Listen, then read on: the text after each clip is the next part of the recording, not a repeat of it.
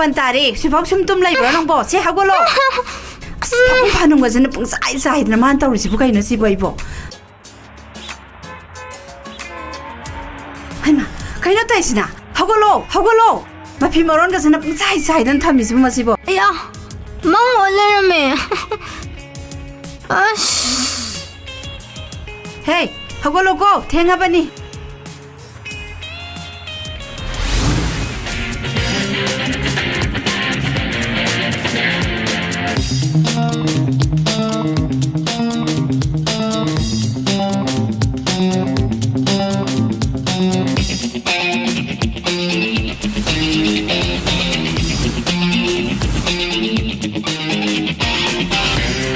ꯑꯌꯥ 우ring ama tung ꯂꯩꯔꯝꯃꯦ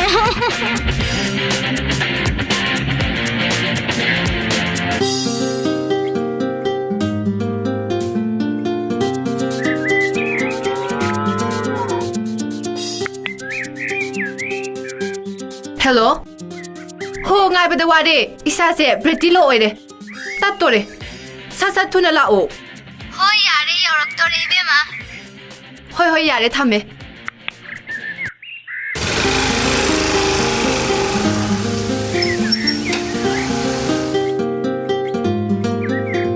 이베마 ꯆꯝꯄ꯭ꯔꯥ ꯃꯁꯤꯡ ꯅꯪꯒꯤ ꯗꯦꯂꯤꯚꯔꯤ ꯄꯣꯠꯁꯦ ꯑꯣꯟꯊꯣꯛꯅ ꯊꯦꯡꯈ꯭ꯔꯦꯗ ꯌꯥꯔꯦ 이베마 ꯀꯣ ꯅꯦꯠꯋꯥꯛ ꯕꯤꯖꯤ ꯂꯩꯕꯩꯅꯦ ꯒꯥꯔꯤꯁꯦ ꯊꯧ ꯂꯥꯎ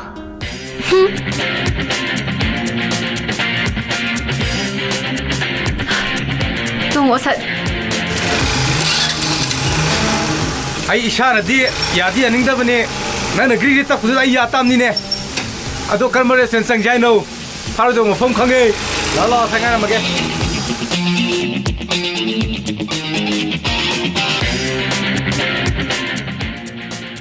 ꯍꯧꯖꯤꯛꯀꯤ ꯅꯨꯄꯥꯈꯩꯗꯣ ꯑꯣꯟꯊꯣꯛꯅ ꯎꯁꯤꯠꯈꯤꯗ꯭ꯔꯦꯗ ꯇꯧꯔꯨꯁꯦ ꯈꯨꯄꯥꯡꯅꯅꯦ ꯊꯥꯔꯨꯁꯦ ꯆꯠꯂꯁꯤꯀꯣ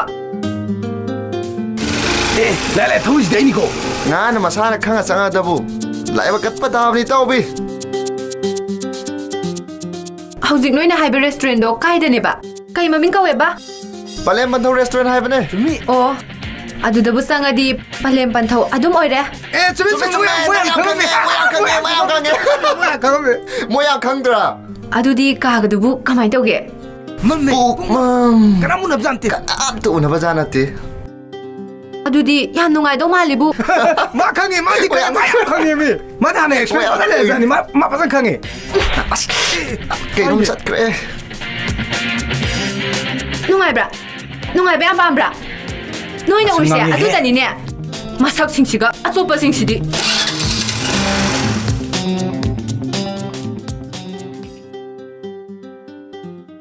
ꯍꯥꯏ ꯕꯦꯃꯥ ꯅꯪꯒꯤ ꯃꯤꯡꯗ ꯄꯣꯁꯇꯒꯤ ꯆꯦ ꯆꯥꯡ ꯈꯔ ꯂꯥꯛꯄꯅꯤ ꯄꯥꯕꯨꯡꯅ ꯅꯪꯒꯤ ꯇꯦꯕꯜꯗ ꯊꯝꯕꯤꯔꯝꯕꯅꯤꯀꯣ ꯑꯧ ꯇꯥꯃꯣ ꯑꯉꯥꯡꯁꯦ ꯉꯁꯥꯏ ꯆꯥꯛ ꯏꯊꯤꯡꯉꯥꯏ ꯆꯥꯈꯤꯗ꯭ꯔꯕꯅꯤ ꯑꯗꯣ ꯃꯥꯅ ꯆꯥꯕ ꯌꯥꯕ ꯀꯩꯅꯣ ꯑꯩ ꯈꯤꯇꯪ ꯌꯦꯡꯕꯤꯔꯛꯈꯤꯒꯦ ꯆꯣ ꯌꯦꯡꯕꯤꯔꯁꯣ ꯑꯉꯥꯡꯁꯤꯡꯗꯨꯅ ꯑꯃꯨꯛ ꯀꯗꯥꯏꯗ ꯆꯠꯈ꯭ꯔꯤꯕꯅꯣ ꯍꯦꯟꯊꯣꯏꯕꯤꯒ ꯀꯩꯅꯣ ꯑꯆꯥ ꯑꯊꯛ ꯈꯔ ꯂꯩꯕ ꯆꯠꯈꯤꯕ ꯑꯣꯏꯔꯝꯒꯅꯤꯌꯦ ꯃꯣꯏꯅꯤ ꯌꯨꯝ ꯁꯪꯍꯧꯒꯗꯣꯏꯅꯦ ꯑꯣ ꯍꯥꯏꯅꯔꯤꯉꯩꯗ ꯂꯥꯛꯄꯨ ꯂꯥꯛꯑꯦꯗꯨ ꯍꯦꯟꯊꯣꯏꯕꯤ ꯅꯪ ꯌꯨꯝꯗꯗꯤ ꯄꯥꯎ ꯍꯥꯏꯔꯝꯃꯕ ꯅꯠꯇ꯭ꯔꯣ ꯍꯣꯏ ꯏꯃꯥ ꯅꯣꯏ ꯏꯇꯥꯒꯅꯦ ꯊꯦꯡꯉꯁꯨ ꯊꯦꯡꯅ ꯈꯔ ꯂꯩꯃꯤꯟꯅꯔꯝꯃꯣ ꯍꯣꯔꯦꯟ ꯄꯥꯕꯨꯡꯒ ꯏꯃꯥꯒꯅ ꯊꯤꯟꯕꯤꯅꯤꯗ ꯑꯧ ꯄꯄꯥ ꯆꯪꯉꯣ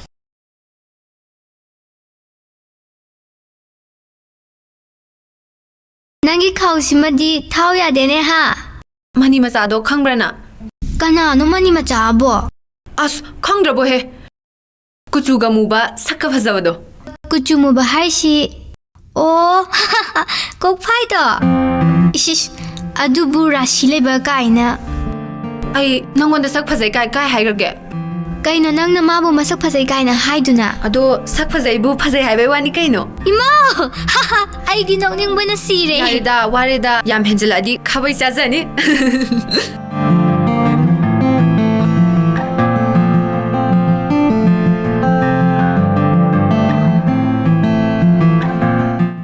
이싱도 ꯑꯝꯇ ꯂꯥꯝꯕꯤꯔꯛꯑꯣ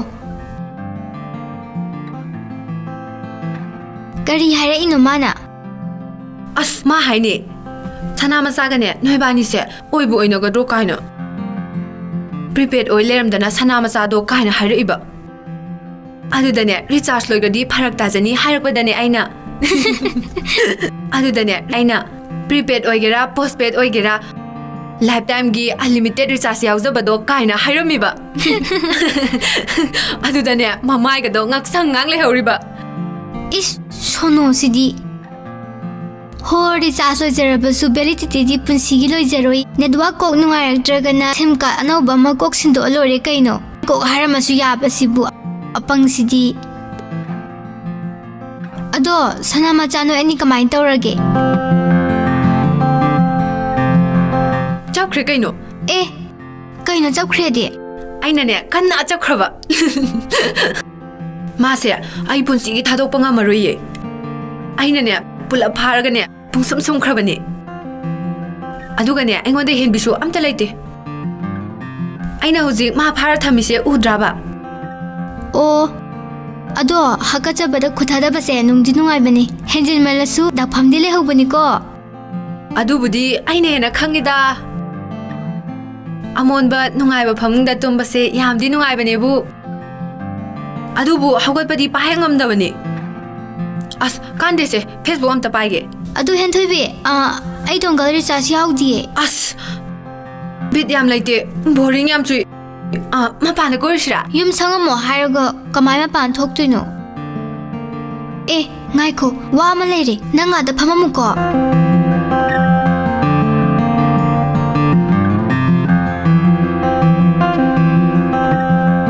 as yare bema ya su ya da basi bu khumjalo as isai tagi tawbuni ado aingonda masa khangda nu pa mana tona thari simte yengu ha yaiba pasi is titine kaina haradi khukhachi yengune ha as matamna ne bema matamna nangsu hengwai khangakini yare yare bema khara da ngare nangsu kapakadaba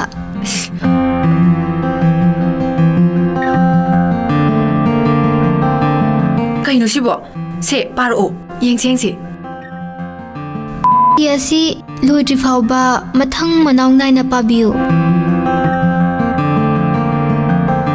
siana pase sina khona parase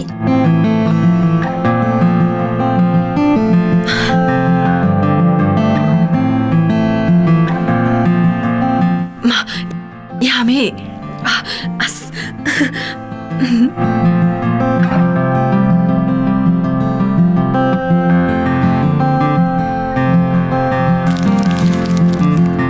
paro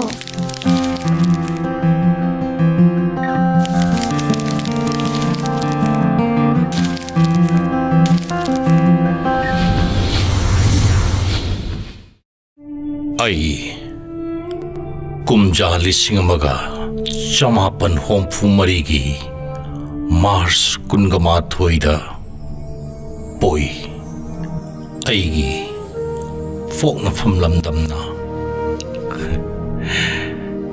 lamle lamnung si ten thani ai bu pokpa ipa iboton saikom matamdugi senjau paiba misakni aduga aibu pokpi palemna laisram ningol laipak leini aina sahi taruk mapung pharak pamatamda aibu pokpi imadi taibangi awa nungai pumnamak thadoktuna sembiba mapu magi manakta changjaki imagi manghani lehun loikhiba hek nongan bada ipaga masak matau hek yengmada mi lai kidabi nupi amaga lakminakhi matam khara aikhoi punna leiminarami ainadi nongta magi maming hanglude adubu nongma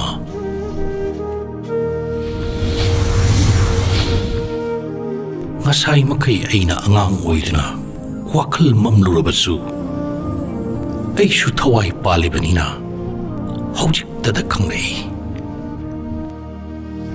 mekup asimaktada ai ye thangba mit asi masel marang tawina haina khutna pairaga yenglubabu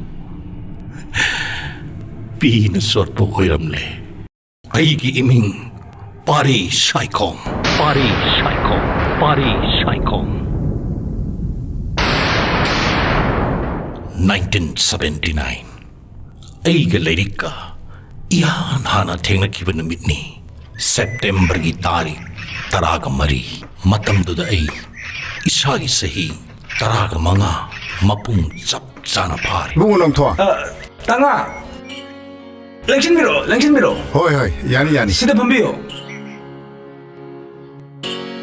땅아 어디 라이브 낙들 락피시 게 락피기들에 셀 파이버는 할 거이노 나하 와이디 또네 락피르미 하리바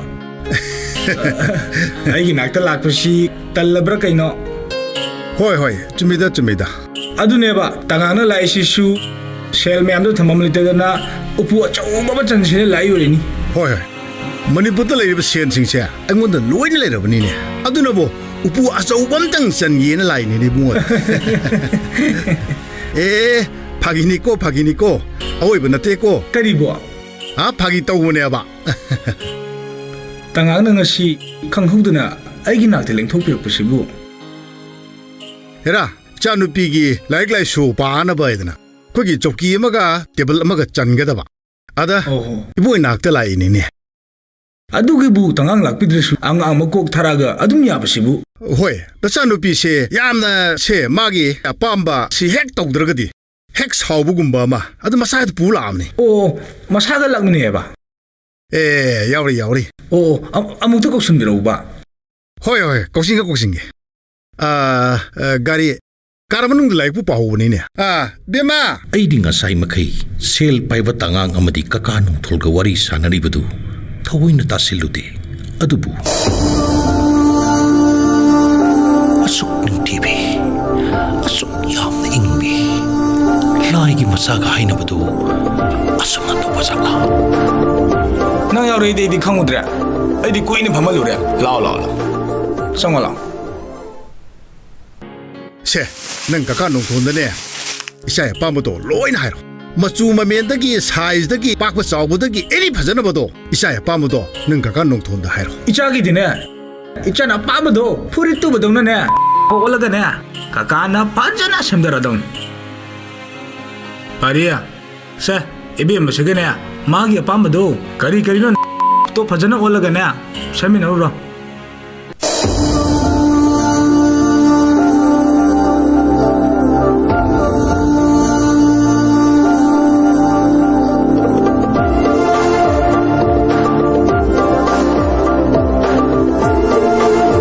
money miyam na hainabadu ni love at first sight hek uba magdada nungsiba haibadu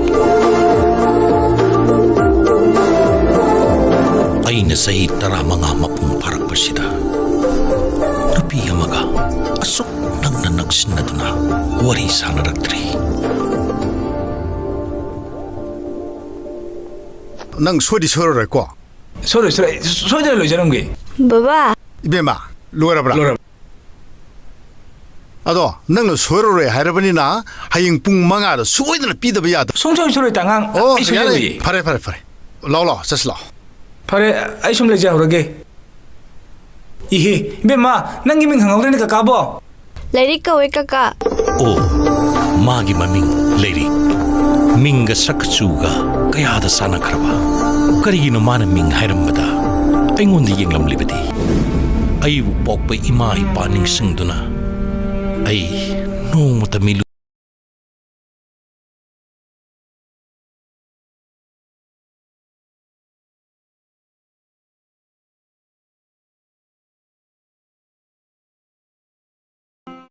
hadaka soyodi akoi shana wadorida hera akoi ta chauji yum pan ba ya nupi thengnan ba ya thengna lamni maga makok sana basi amat heg yaudabin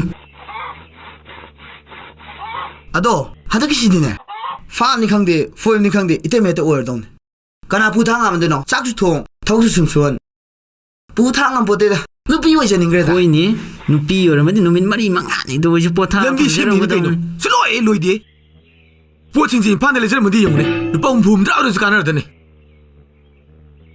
hani lai ne lambi ni ne tawri se upun ngata mamalen to jong thong na khine gre sibu yong ne khutang mo ne ba se तासोक्से फुरिस लेसलुसे फनेगां खेलौनी ममिंगने थाबले कौ हामनी वा ꯑꯩꯁꯨ ꯈꯪꯉꯤꯗ ꯀꯩꯗꯧꯔꯒꯦ ꯅꯣꯏꯒꯤ ꯑꯋꯥꯕ ꯂꯣꯏ ꯎꯔꯤꯅꯤ ꯀꯩꯅꯣ ꯑꯩꯁꯨ ꯑꯗꯨ ꯁꯣꯏꯂꯒꯅꯣꯕꯗꯣ ꯅꯨꯄꯤꯁꯤꯡꯁꯤꯅ ꯑꯩ ꯁꯦꯟꯗꯥꯁꯤ ꯌꯥꯕꯤꯗꯧ ꯈꯤꯇꯅꯤꯃꯤ ꯍꯣꯏꯕꯗꯣ ꯇꯥꯆꯧꯅ ꯑꯩꯈꯣꯏ ꯑꯋꯥꯕꯁꯦ ꯈꯔ ꯎꯕꯤꯌꯣ ꯑꯁ ꯎꯏꯃꯤ ꯀꯩꯗꯧꯔꯒꯦ ꯁꯤꯁꯦ ꯀꯩꯝ ꯈꯟꯅꯨꯁꯦ ꯑꯗꯨ ꯁꯣꯏꯂꯒꯅꯨꯀꯣ ꯇꯥꯃꯣꯆꯧ ꯄꯥꯝꯃꯗꯤ ꯈꯨꯗꯥꯡꯗ ꯄꯥꯏ ꯆꯤꯡꯉꯣꯅꯦ ꯃꯈꯥ ꯇꯥꯕꯅ ꯑꯩꯈꯣꯏ ꯂꯩꯖꯔꯤ ꯑꯣ ꯑꯣꯟꯊꯣꯛꯑ ꯅꯨꯡꯁꯤꯈ꯭ꯔꯦꯗꯀꯣ ꯊꯔꯣꯏ ꯋꯥꯔꯤ ꯆꯨꯞꯊꯣꯛꯑꯗꯕꯅꯤ ꯏꯕꯨꯡꯉꯣꯅ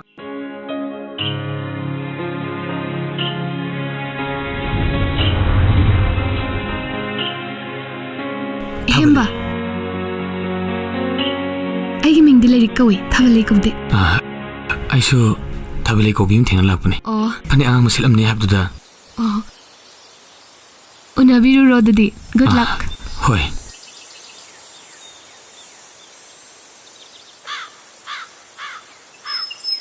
ꯉꯥꯛꯇꯪ ꯉꯥꯏꯂꯦꯀꯣ ꯐꯅꯦꯛ ꯑꯉꯥꯡꯕ ꯃꯁꯝ ꯁꯥꯡꯕ ꯍꯥꯏꯕꯗꯨꯗ ꯊꯤꯌꯨꯗ ꯉꯥꯛꯇꯪ ꯆꯪ ꯌꯥꯅꯤ ꯁꯣꯝꯗ ꯐꯝꯕꯤꯌꯣ ꯏꯁꯥꯒꯤ ꯊꯥꯒꯤ ꯏꯟꯀꯝꯁꯦ ꯀꯌꯥꯅꯣ ꯑꯝꯇ ꯍꯥꯏꯕꯤꯌꯨꯕ ꯊꯥꯒꯤ ꯑꯣꯏꯕ ꯆꯞ ꯆꯥꯕꯗꯤ ꯈꯪꯖꯗꯦ Miss Lady, please have it. Lan lobin ko. Airport sum lay rubin na sindi English ta thoki ba. Sawa de ko. Asok phajakrabi, asok ningti jagrabi nangna. Juk phaba yum pandran leram basi. Laibak thibani. ꯆꯦꯡ ꯀꯦꯖꯤꯗ ꯂꯨꯄꯥ 10 ꯑꯂꯨ ꯀꯦꯖꯤꯗ 9 ꯏꯃꯥ ꯄꯥꯕꯨꯡꯗꯤ ꯂꯩꯔꯤꯕ ꯅꯠꯇ꯭ꯔꯣ 이사기 용가디 사비러버 바리 라나 칸가누고 아이코이 앙앙 마사스 나테 이바니 ngasi 탱나리버세 눅시나세 하이드나 탱나바 나테 용 판미나세 하이버니 IMU다 medicinal plants ki matangda research tawjari Oh, yam phane dudi. Adudi nangi research dubu paisa ga de kyam kainari. aigi chaba thakpa chatpagidi thoina wadeda Adudi nangi research de hena mai pang na ba. Ai na matiang oina ꯊꯥ ꯈꯨꯗꯤꯡꯒꯤ ꯂꯨꯄꯥ 10,000 ꯄꯤꯔꯛꯀꯅꯤ ꯌꯦꯡꯉꯨ 이반이 밤이남다 ꯃꯌꯥꯝ ꯌꯦꯡꯅꯔꯤꯁꯤ ꯅꯪꯒ ꯑꯩꯒꯁꯦ ꯄꯛꯆꯕꯒꯤꯅꯤ ꯆꯥꯅꯕꯩꯅꯤ ꯌꯨꯝ ꯄꯥꯟꯕꯗ ꯌꯥꯝꯅ ꯇꯉꯥꯏ ꯐꯗ꯭ꯔꯤꯕꯁꯦ ꯅꯨꯄꯥ ꯅꯨꯄꯤ ꯑꯅꯤꯃꯛꯇꯣ ꯁꯦꯟꯊꯣꯛ ꯂꯝꯕꯤ ꯂꯩꯅ ꯌꯨꯝ ꯄꯥꯟꯕ ꯉꯝꯅꯕ ꯍꯣꯠꯅꯕꯗꯨꯅꯤ ꯅꯨꯡꯁꯤꯅꯗꯨꯅ ꯑꯔꯦꯝꯕꯗ ꯀꯣꯏ ꯂꯥꯡꯗꯨꯅ ꯃꯇꯝ ꯃꯥꯡꯍꯟꯕꯗꯣ ꯇꯨꯡꯗ ꯀꯥꯟꯅꯗꯕ꯭ꯔꯥꯅ ꯈꯜꯂꯤ ꯀꯔꯤꯗ ꯆꯥꯗ꯭ꯔꯕꯣ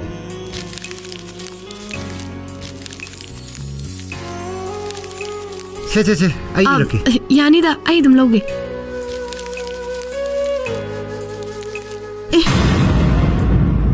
ꯅꯨꯡꯁꯤꯕ ꯂꯩꯈꯣꯟꯁꯦ ꯅꯪꯅ ꯊꯤꯀꯥ ꯂꯧꯕꯣꯏꯔꯦ 이나마 ꯑꯩ ꯈꯪꯗꯗꯅ ꯇꯧꯕꯅꯤ ꯆꯠꯂꯨꯈꯤꯒꯦ ꯍꯦ ꯉꯥꯏꯈꯣ ꯐꯝꯃꯣ ꯅꯪꯅ ꯑꯍꯥꯟꯕ ꯅꯠꯇꯦ ꯑꯩꯅ ꯊꯦꯡꯅꯔꯤꯁꯦ ꯐꯝꯃꯣ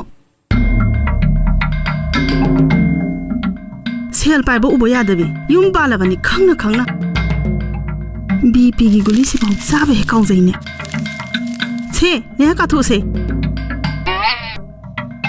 이singa 야래 바리 손 들어 손 들자고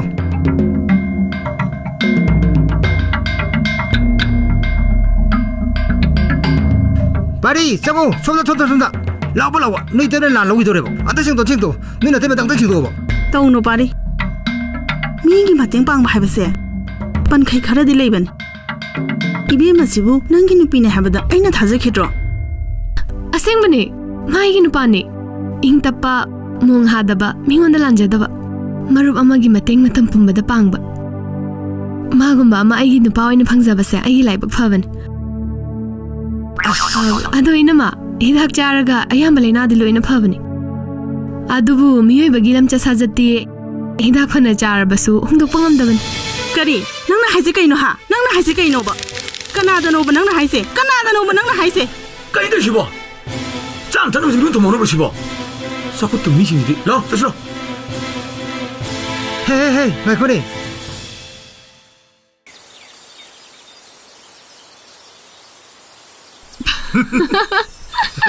ꯅꯪꯒꯤ ꯑꯦꯛꯇꯤꯡꯗꯣ ꯌꯥꯝ ꯃꯥꯟꯕꯅꯦ ꯑꯩꯗꯤ ꯈꯪꯗꯦ ꯅꯪ ꯌꯥꯝ ꯃꯥꯟꯕ ꯋꯥꯅꯤ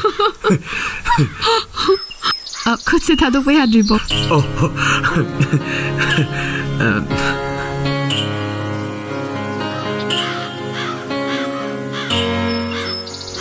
ꯑꯩ ꯌꯨꯝ ꯐꯥꯎꯕ ꯊꯤꯟꯖꯔꯝꯃꯒꯦ. ꯌꯥꯅꯤꯗ.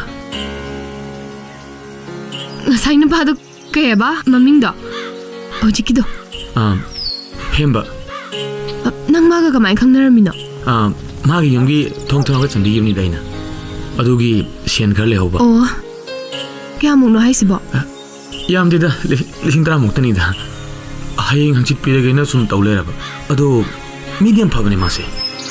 ꯀꯩꯕ? ꯌꯥꯝ ꯐꯕ ꯃꯤꯅꯦꯕ.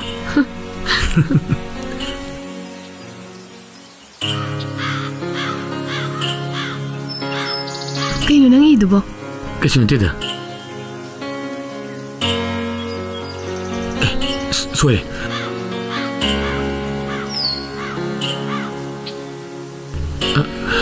답을 내리 하오래. 아무까 할로기 싫어. 이 안에 또 오십 잘랐어. 수금 마셔야 건다. 깨알 하나 더 없네. 그이나 이시보. 스마이 탱나버시보 깨알 수라게.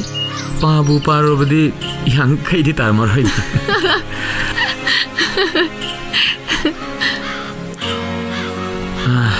ai su mutha ko sipo to gi na kale ke do bai lep toi ba nupa na bu ninghana ga nu da ai pan bi gi makhong da ne pham da na amun ba ke lak pangai ba na di kem khana roi thamoi sing na nuksi ba bo oi da di ne ahan ba hotna ba da mai pak tra ba su ani ro hotna ga da ba ne ahum lo hotna ga da ba ne phang ri ba dong hotna ga da ba ne nang nang ang mataw se ai yan penja ba wa ne tin bi ra ma ge la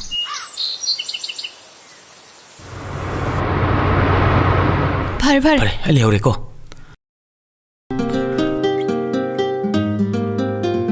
ऐसे मेरो को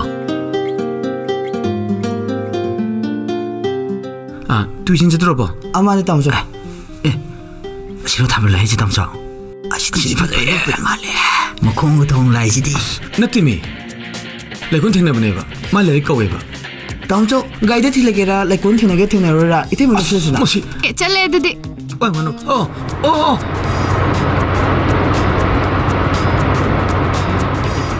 담죠 저기 좀 몰라 이거 많이 또 봐. 어디를 놓살래나 pari nang kai nom ka rame 빰디 이거 말 se nang i chese ka rame 노이제 chale dadi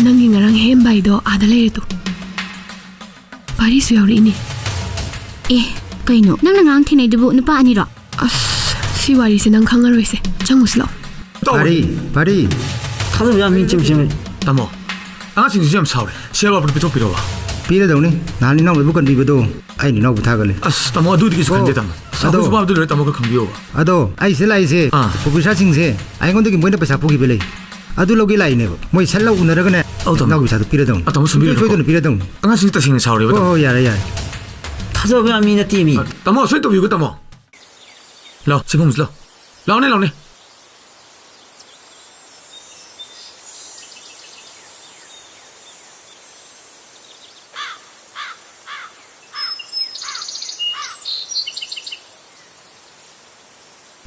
같아 디야래 봐 이거 와와 스코트게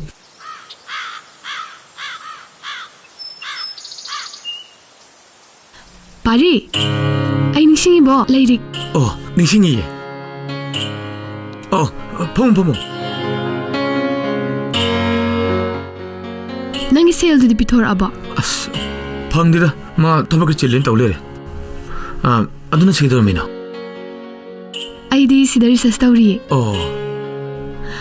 magi ming thoi koi khangno ꯊꯣꯏꯒꯤ ꯊꯦꯡꯅꯖꯕ ꯅꯨꯡꯉꯥꯏꯖꯔꯦ ꯑꯩꯈꯣꯏ ꯊꯕꯛ ꯑꯊꯨꯕ ꯈꯔ ꯂꯩꯕ ꯑꯩꯈꯣꯏ ꯈꯤꯇꯪ ꯍꯜꯂꯝꯃꯒꯦ ꯍꯣꯏ ꯆꯠꯂꯨꯈꯤꯒꯦ ꯑꯣ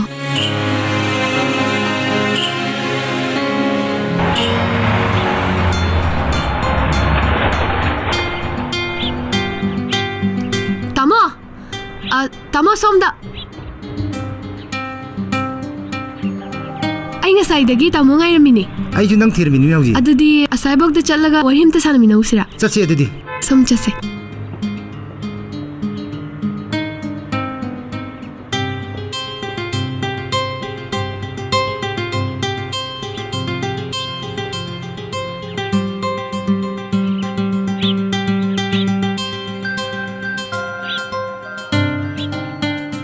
ꯁ꯭ꯋꯥꯏꯗ ꯐꯝꯃꯁꯦ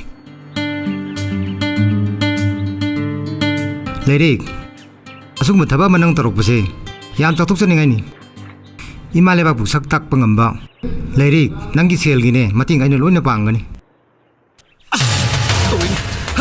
ꯉꯥꯏꯈꯣ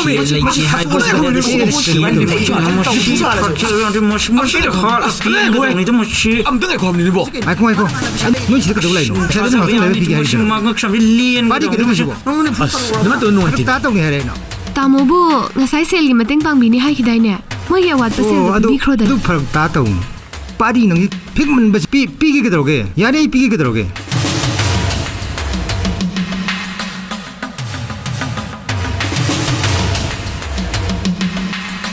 ꯇꯔꯥꯁꯦ ꯍꯥꯟꯅ ꯄꯥꯏꯔꯣꯀꯣ ꯍꯣꯏ ꯍꯣꯏ ꯇꯥꯃꯣ ꯆꯠꯁꯤ ꯂꯥꯎ ꯃꯦꯝ ꯆꯠꯁꯤ ꯂꯥꯎ ꯍꯁ ꯍꯧꯖꯤꯛꯀꯥꯟꯁꯦ ꯄꯥꯈꯪ ꯂꯩꯁꯥꯕꯤꯁꯤ ꯀꯣꯏꯕ ꯌꯥꯗ꯭ꯔꯕꯣ ꯍꯧꯖꯤꯛꯁꯦ ꯁꯤ ꯍꯣꯔꯥꯏꯁꯦ ꯃꯊꯧꯗꯤ ꯇꯧꯏꯅꯦ ꯃꯁꯤ ꯎꯠꯂꯨꯕꯗ ꯄꯩꯁꯥ ꯊꯣꯛꯂꯛꯏꯅꯤ ꯇꯧꯔꯤꯁꯦ ꯃꯁꯤ ꯀꯥꯟꯅꯈ꯭ꯔ ꯍꯣꯔꯥꯏꯅꯤ ꯃꯁꯤ ꯅꯪ ꯈꯪꯍꯧꯂꯅꯤꯗꯅꯦ 1,500ꯁꯦ ꯄꯥꯏꯔꯨꯁꯦ ꯅꯪꯒꯤꯅ ꯑꯃꯁꯦ ꯑꯣꯏꯔꯨꯁꯦ ꯑꯩꯗꯤ ꯌꯥꯔꯦ ꯇꯥꯃꯣꯆꯧ ꯃꯤꯒꯤ ꯄꯤꯗꯧꯗꯣ ꯍꯥꯟꯅ ꯄꯤꯊꯣꯛꯄꯤꯈ꯭ꯔꯣ ꯇꯥꯃꯣꯆꯧ ꯑꯩꯈꯣꯏ ꯀꯣꯟ ꯇꯧꯔꯒꯦ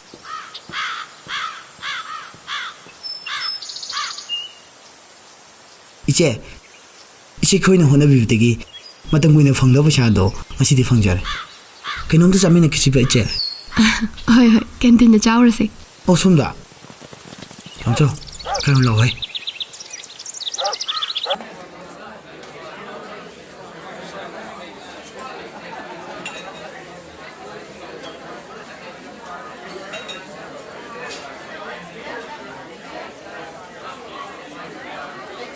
ꯑꯩꯈꯣꯏꯗꯤ ꯆꯥꯅꯕꯁꯤ ꯃꯥꯡꯗ ꯀꯨꯏꯅ ꯊꯝꯕꯁꯦ ꯍꯩꯅꯗꯦꯕꯣ ꯍꯧꯖꯔꯒꯦ ꯏꯆꯦ ꯆꯥꯔꯣ ꯍꯧꯔꯣ ꯆꯥꯔꯣ ꯂꯩꯔꯤꯛ ꯑꯁꯤꯒꯨꯝꯕ ꯊꯕꯛꯁꯦ ꯊꯥꯗꯣꯛꯒꯦꯅ ꯈꯜꯂꯦ ꯅꯨꯡꯁꯤꯕꯅ ꯆꯥꯕ ꯌꯥꯄꯣ ꯅꯠꯇꯦꯗ ꯏꯁꯥꯒꯤ ꯌꯨꯝꯐꯧ ꯁꯥꯕ ꯉꯝꯗ꯭ꯔꯤꯕ ꯑꯩꯉꯣꯟꯗ ꯀꯅꯥꯅ ꯑꯣꯏꯅ ꯂꯩꯅꯤꯡꯗꯣꯏꯅꯣꯗ ꯅꯪꯒꯤ ꯋꯥꯈꯜꯗꯣ ꯑꯩꯒꯤ ꯃꯤꯠꯌꯦꯡꯁꯤꯒꯗꯤ ꯄꯨꯡꯈꯦꯠ ꯈꯦꯠꯅꯔꯦ ꯄꯨꯡꯂꯥꯟ ꯂꯥꯜꯂꯦ ꯁꯦꯜ ꯐꯅ ꯄꯥꯏꯔꯕꯁꯨ ꯒꯥꯔꯤ ꯑꯇꯥꯡꯕ ꯇꯣꯡꯂꯕꯁꯨ ꯅꯨꯡꯁꯤꯕꯒꯗꯤ ꯈꯛ ꯆꯥꯡꯗꯝꯅꯕ ꯌꯥꯔꯣꯏ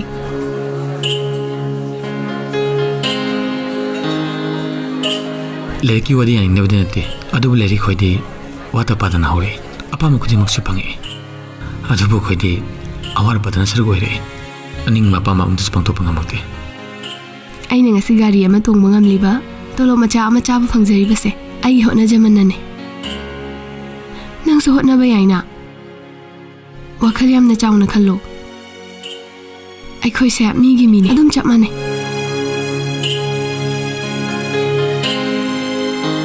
ꯅꯪꯅ ꯁꯦꯜ ꯊꯨꯝ ꯄꯥꯏꯕ ꯀꯥꯔ ꯑꯇꯥꯡꯕ ꯊꯧꯕꯒꯤ ꯋꯥꯐꯝ ꯍꯧꯗꯣꯔꯛꯂꯕꯅꯤꯅ ꯃꯗꯣ ꯅꯍꯥꯛꯀꯤ ꯁꯤꯟꯐꯝꯒ ꯆꯥꯟꯅꯗꯕ ꯑꯃꯅꯤ ꯑꯆꯧꯕ ꯋꯥꯈꯜꯗꯣ ꯂꯥꯝꯕ ꯐꯪꯅꯕ ꯑꯆꯧꯕ ꯋꯥꯈꯜ ꯈꯟꯕ ꯇꯥꯏ इसम समना नंग लॉटरी रामा नत्रगा मरुप अचौबा अमा यावबा याइना नंगी लाइबकपु लैरबदी मरुप तुदगी फंगकपा सिनफमदुना नत्रगा लॉटरी दो फावरकलबदी नंगना सेल पाइबा गाड़ी तोंगबा हाइदो ओइथोकबा यारे मधु पुमनमक ओइदुनासु नुंसिबा हाइबसिदी अमा खक्तने अमा खक्ता अदुम ओइगनी थमोइ सेंगना नुंसिबागा सेल लन थुंगदी खक चंगदमनबा यारोय चंगदमनबा याबा नुंसिबदुदी खक असेंगबा अचुंबा नुंसिबा नते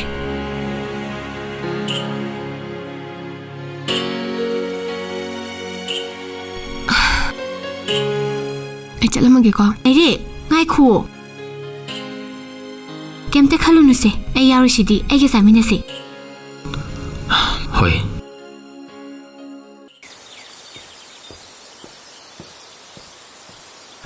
ꯊꯣꯏ ꯑꯝꯇ ꯉꯥꯏꯈꯣꯅꯦ ꯃꯥꯅ ꯁꯥꯎꯖꯈꯤꯗꯨꯕ ꯑꯩꯈꯣꯏꯅ ꯀꯩ ꯂꯥꯟꯕ ꯌꯥꯎꯒꯁꯅꯣ ꯑꯦ ꯀꯩꯁꯨ ꯂꯥꯟꯗꯦꯗ ꯃꯥꯏ ꯋꯥꯔꯤ ꯑꯃ ꯂꯩꯕꯅꯤ ꯑꯗꯨꯅꯅꯤ ꯀꯔꯤ ꯋꯥꯔꯤꯅꯣ ꯍꯥꯏꯁꯤꯕꯣ ꯅꯨꯄꯤꯒꯤ ꯊꯃꯣꯏꯗꯤ ꯅꯨꯄꯤꯇꯅ ꯈꯪꯕꯅꯤ ꯅꯨꯄꯥ ꯅꯪ ꯈꯪꯉ ꯀꯩꯗꯧꯗꯣꯏꯅꯣ ꯑꯩ ꯌꯥꯝ ꯈꯪꯅꯤꯡꯉꯦꯕ ꯑꯁꯨꯛ ꯏꯪꯇꯞꯄꯤ ꯃꯥꯅ ꯁꯥꯎꯖꯈꯤꯕꯁꯦ ꯅꯨꯡꯉꯥꯏꯇꯕꯤ ꯋꯥꯅꯤ ꯃꯤꯑꯣꯏ ꯈꯨꯗꯤꯡꯃꯛꯀꯤ ꯊꯃꯣꯏꯗ ꯃꯇꯝ ꯄꯨꯝꯅꯃꯛꯇ ꯀꯤꯁꯤ ꯑꯃꯗꯤ ꯂꯩꯕꯅꯤ ꯃꯉꯣꯟꯗ ꯂꯩꯔꯤꯕ ꯀꯤꯁꯤꯁꯦ ꯃꯥꯒꯤ ꯂꯨꯍꯣꯡꯕꯒꯤ ꯀꯤꯁꯤꯅꯤ ꯃꯥ ꯂꯨꯍꯣꯡꯈ꯭ꯔꯕ ꯍꯥꯏꯁꯤꯕꯣ ꯅꯠꯇꯦ ꯈꯥꯏꯅ ꯂꯩꯔ ꯍꯥꯏꯁꯦ ꯑꯗꯨꯁꯨ ꯅꯠꯇꯦꯕ ꯃꯁꯥ ꯌꯥꯗꯅ ꯂꯨꯍꯣꯡꯗ꯭ꯔꯕꯣꯕ ꯅꯠꯇꯦꯕ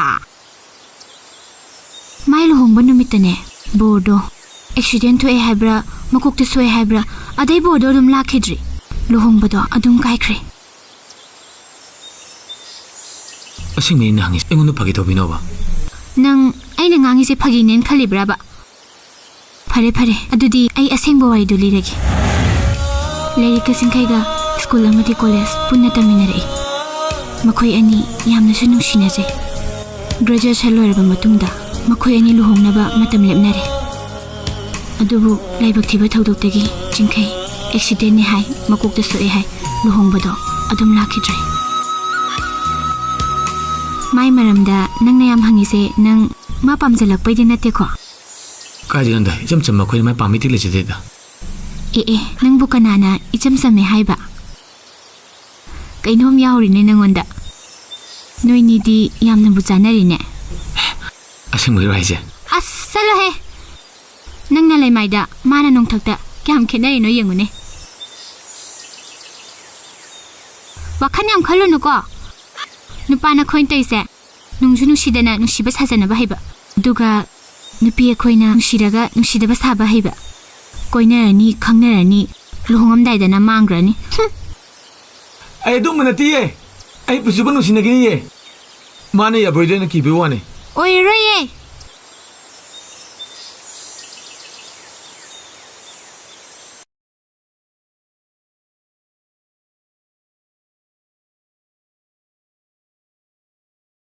ꯂꯥꯏꯔꯤꯛ ꯃꯥ ꯄꯥꯔꯤ ꯅꯪꯗꯤ ꯁꯤꯗ ꯀꯩꯗꯧ ꯂꯥꯛꯏꯕ ꯅꯪꯒꯤ ꯑꯆꯥꯄꯣꯠ ꯈꯔ ꯂꯩꯔꯛꯄꯅꯦ ꯑꯆꯥꯄꯣꯠꯀꯤꯗꯃꯛꯇ MU ꯇꯥꯅ ꯂꯥꯛꯏꯕ ꯉꯥꯏꯈꯣ ꯂꯩꯌꯨ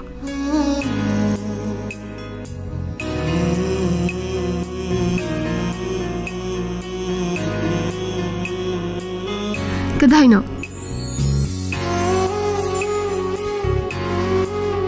ꯂꯣꯇꯔꯤ ꯇꯤꯀꯦꯠ ꯈꯔ ꯄꯣꯛꯄꯅꯦ ꯅꯝꯕꯔꯁꯤ ꯐꯥꯎꯕ ꯈꯔ ꯌꯦꯡꯃꯤꯟꯅꯁꯤꯕ ꯀꯌꯥꯝ ꯌꯥꯝꯒꯦꯅꯦ ꯁꯤꯒꯤꯇꯪꯁꯤꯕꯨ ꯌꯥꯝꯗꯕꯁꯤꯕꯨ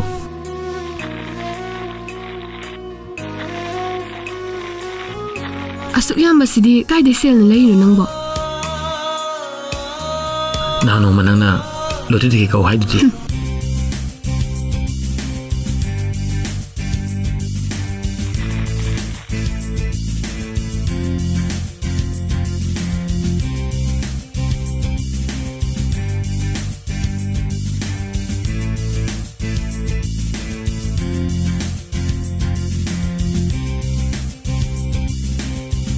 ꯑꯩꯅ ꯍꯥꯏꯔꯦꯅꯕꯨ ꯅꯪꯅ ꯑꯁꯨꯛ ꯆꯥꯎꯕ ꯗꯤꯁꯤꯖꯟ ꯂꯧꯔꯝꯃꯤꯁꯦ ꯀꯩꯒꯤꯅꯣ ꯉꯁꯤꯗꯒꯤ ꯈ꯭ꯋꯥꯏꯗꯒꯤ ꯍꯔꯥꯎꯕ ꯅꯨꯃꯤꯠꯅꯤ ꯉꯁꯤ ꯂꯧꯔꯤ ꯐꯤꯔꯦꯞꯁꯦ ꯑꯩꯒꯤ ꯊꯃꯣꯏꯗꯒꯤꯅꯤ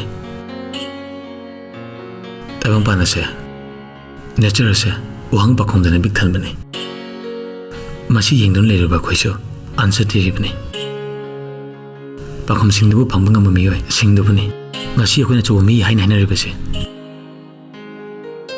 ꯑꯩꯅ ꯀꯔꯤꯒꯨꯝꯕ ꯎ ꯁꯨꯕ ꯃꯤ ꯑꯣꯏꯔꯝꯗ꯭ꯔꯕ ꯅꯠꯇ꯭ꯔꯒ ꯑꯩꯉꯣꯟꯗ ꯎ ꯁꯨꯕ ꯇꯝꯕꯤꯔꯝꯗ꯭ꯔꯕ ꯅꯪꯅ ꯑꯩꯒ ꯊꯦꯡꯅꯈꯤꯕꯗꯁꯨ ꯌꯥꯏ ꯑꯩꯅ ꯊꯥꯕꯜ ꯂꯩ ꯎꯅꯕ ꯂꯥꯛꯑꯝꯗ꯭ꯔꯕ ꯅꯪꯒ ꯑꯃꯨꯛ ꯊꯦꯡꯅꯔꯝꯗꯕꯁꯨ ꯌꯥꯏ ꯅꯪꯅ ꯍꯣꯠꯅꯕꯤꯔꯝꯗ꯭ꯔꯕꯗꯤ ꯑꯩꯒꯤ 10,000 ꯑꯃꯨꯛ ꯐꯪꯉꯝꯗꯕꯁꯨ ꯌꯥꯏ ꯑꯗꯨꯒ ꯑꯩꯅ ꯂꯣꯇꯔꯤ ꯇꯤꯀꯦꯠ ꯀꯛꯑꯝꯗ꯭ꯔꯕ ꯍꯧꯖꯤꯛ ꯏꯕꯥꯅꯤ ꯐꯝꯃꯤꯟꯅꯔꯤꯁꯦ ꯐꯝꯃꯤꯟꯅꯔꯝꯗꯕꯁꯨ ꯌꯥꯏ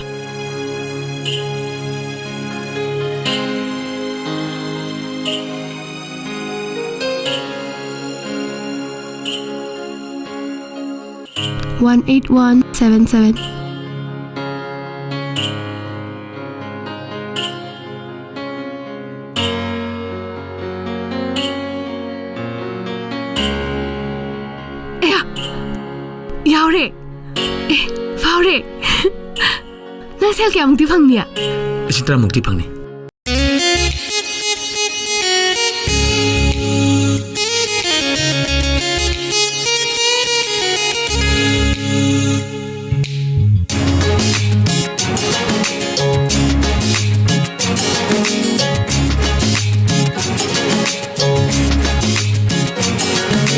Simbalana hayrasu tadabi Simbalana hayrasu tadabi Yengna ingit pire udabi Nangi thamoy thodu nung onkinu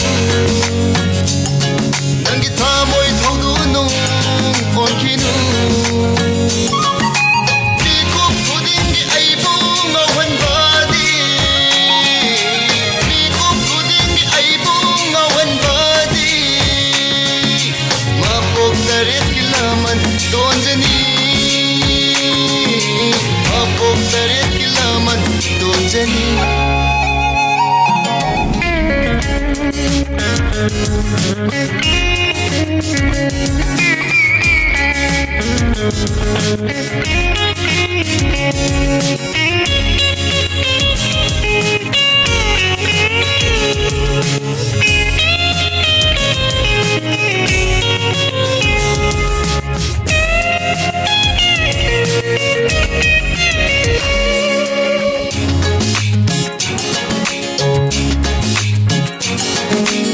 Shani haningdayada thembinu Shani haningdayada thembinu Amushigi maisa lamningde Wadi fajaba Thamoy di sindaba Wadi fajaba Thamoy di sindaba Hainay nupadi mata haibani Lairang lahi pena thagla Lakhini pakhachay wakhal se Lakhini pakhachay wakhal se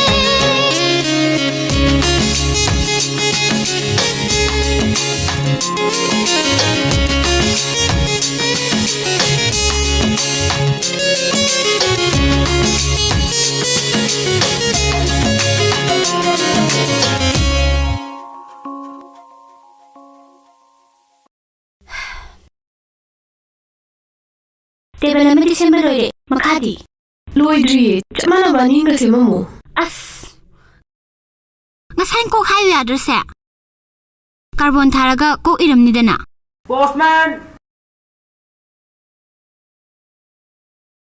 ꯊꯣꯏ, ꯅꯪꯅ ꯈꯟꯅꯛꯑꯦꯕ. ꯑꯝꯇ ꯊꯣꯛꯎꯆꯣꯅꯦ. Please.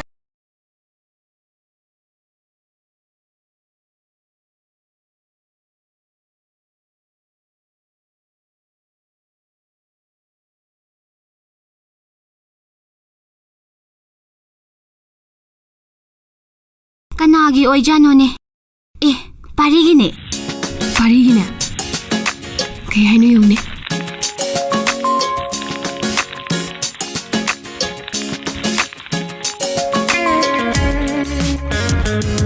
Leire, wahayse kamay haigadoino khangdre. Haita irakpani. Padi pabiyu ko. Sangna iraroige hekta hairageda. Kainonida hayeng hangjitse. Nang sangagadi amta koirushira haige tobani. Nangi paukhung ngairi, pari. ꯀꯩꯅꯣ ꯁꯤ ꯅꯨꯄꯥꯁꯤꯅ ꯌꯥꯝ ꯍꯦꯟꯖꯜꯂꯛꯏꯁꯤꯅ. Ibema, nangna natro tambikrido. Thamoi seng nusibadi amukta mai paktrabasu anira ahumla hotnagadamne haikidaine. ꯑꯩꯗꯤ ꯀꯅꯥꯅ ꯈꯪꯅꯦꯒꯦ? ꯑꯩꯅ ꯍꯥꯏꯈꯤꯕꯗꯣ ꯑꯩꯉꯣꯟꯗ ꯇꯧꯁꯤꯜꯂꯛꯀꯅꯤꯗꯤ. Khangde, aidi paukhum pikhrani. ꯊꯣꯏ, ꯇꯧꯅꯨꯕ. ꯇꯧꯅꯨ ꯍꯥꯏꯕꯅꯤ. Ige kaidorage. ꯇꯜꯂꯦ ꯍꯥꯏꯕ. Hoi sister. Hoine, farene chalage. Soibe adi ko. Fajan tharo. Hoi che. Hoi se. Lahore. Ai shodu. Som le roi che. Chalamdai daga laine. Hayengne yamna lau ko. Posta tharaktrasu angang ni khangde nasai ka lau yadro. Amadusu yahaurabani. Nasana pazawro ai chale. ꯀꯩꯅꯣ ꯇꯧꯔꯤꯁꯦ ꯍꯥ ꯍꯩ ꯑꯩ ꯆꯣꯞꯐꯠꯂꯛꯏ ꯍꯥꯏꯔꯣ ꯅꯣꯏꯁꯦ ꯀꯥꯏꯗꯩꯅꯣꯗ ꯀꯔꯤ ꯍꯥꯏꯁꯤ ꯊꯥꯔꯣꯏ ꯅꯣꯏꯕꯣ ꯀꯔꯤ ꯍꯥꯏꯔꯣꯏꯅꯣꯕ ꯍꯌꯦꯡ ꯇꯥꯃꯣꯆꯧꯒ ꯏꯆꯦ ꯂꯩꯔꯒ ꯎꯅꯁꯤ ꯍꯥꯏꯔꯨꯕꯨ ꯁꯤꯕꯨ ꯀꯌꯥꯝ ꯀꯥꯏꯒꯦꯅꯦ ꯃꯥꯅꯁꯨ ꯌꯥꯔꯦ ꯑꯩ ꯄꯥꯏꯔꯛꯀꯦꯁꯦ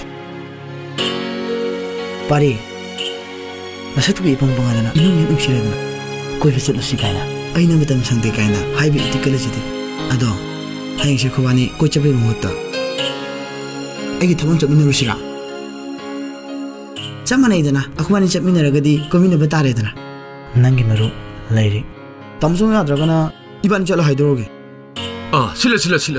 나바니 로이 실러고. 하. 아람은 나바니 오비로바. 땅아가도 야피로 나바니. 비로시다. 미리 들 빠도 이디.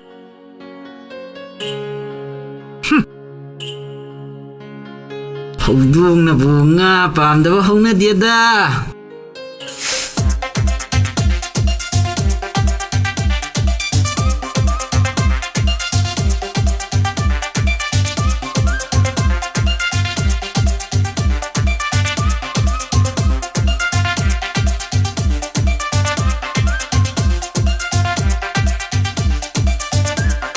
ꯂꯥꯎ ꯆꯪꯉꯛꯑꯣ ꯀꯩꯝꯇ ꯍꯪꯒꯣꯏꯒꯅꯣ ꯁꯤꯗ ꯉꯥꯛꯇꯪ ꯐꯝꯃꯝꯃꯣ ꯑꯩ ꯅꯪꯒꯤ ꯆꯥꯅꯕ ꯈꯔ ꯊꯨꯅ ꯁꯦꯝꯃꯛꯀꯦ ꯁꯤꯗ ꯉꯥꯛꯇꯪ ꯐꯝꯃꯝꯃꯣ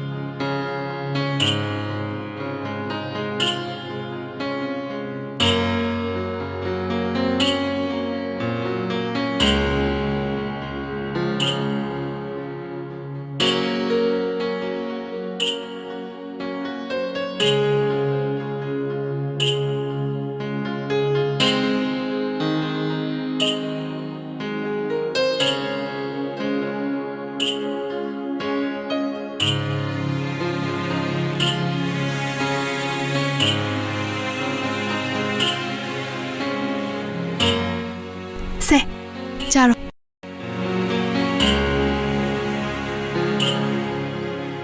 이만 봉디. ꯌꯥꯝ ꯁꯥꯕꯅꯤꯀꯣ ꯄꯣꯛꯆꯅꯤ 이마가 바bun가부디 아윰ꯗ ꯂꯩ ꯁꯤꯁꯨ ꯑꯩꯈꯣꯏ ꯍꯤꯡꯒꯣꯜꯅꯤ ꯑꯩꯅ ꯌꯨꯅꯤꯚꯔꯁꯤꯇꯤ ꯆꯠꯄ ꯅꯨꯡꯉꯥꯏꯅꯕꯅ ꯏꯃꯥꯟꯅꯕꯤ ꯑꯃꯒ ꯁꯤꯗ ꯂꯩꯃꯤꯟꯅꯕꯅꯤ ꯃꯥꯁꯨ ꯊꯕꯛ ꯆꯠꯊꯣꯛꯀꯅꯤꯅ ꯍꯥꯏꯍꯧꯕꯅꯤ ꯂꯥꯛꯄꯨ ꯂꯥꯛꯑꯝꯅꯤ ꯐꯖꯅ ꯍꯧꯋꯤ ꯑꯩꯁꯦ ꯍꯥꯏꯗ꯭ꯔꯣ ꯌꯨꯝꯗ ꯆꯥꯕꯅ ꯃꯆꯤ ꯑꯣꯏꯕꯅꯦꯅ ꯍꯦꯛꯇ ꯍꯥꯏꯖꯜꯂꯤ ꯅꯪꯁꯨ ꯍꯥꯎꯕꯨ ꯍꯥꯎꯕ꯭ꯔꯥꯅꯦ ꯍꯧꯋꯤ ꯌꯥꯝꯅ ꯊꯥꯖꯔꯛꯏ ꯃꯤꯔꯀꯁꯦ ꯌꯥꯝꯃꯜꯂꯤ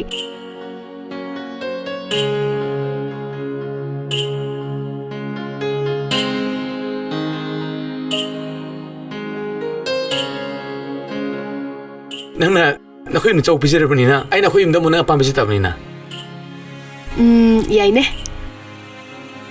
ꯑꯗꯣ ꯑꯩꯅ ꯑꯄꯥꯝꯕ ꯍꯥꯏꯔꯛꯑꯒꯦ 스팀포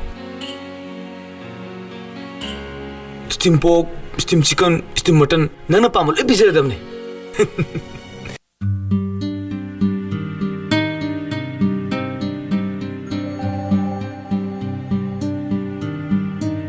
그래 두부 내게 더욱 소음들 내시보.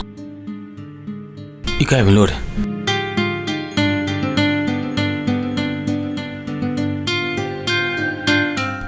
파리야, 너코이세 따생나 혼나배 암간 바잔. 너코이세 족타버숙 나이나이다브라. 와디 양 와바잔이다.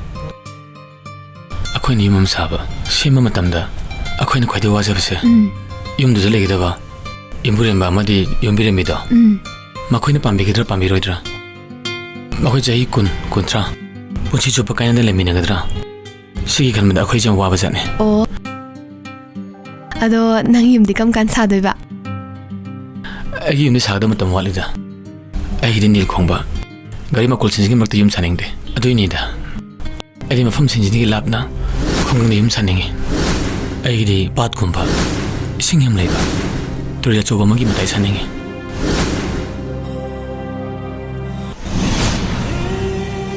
낭수 둘이 리누아이니. 낭그스 웨니 자나네.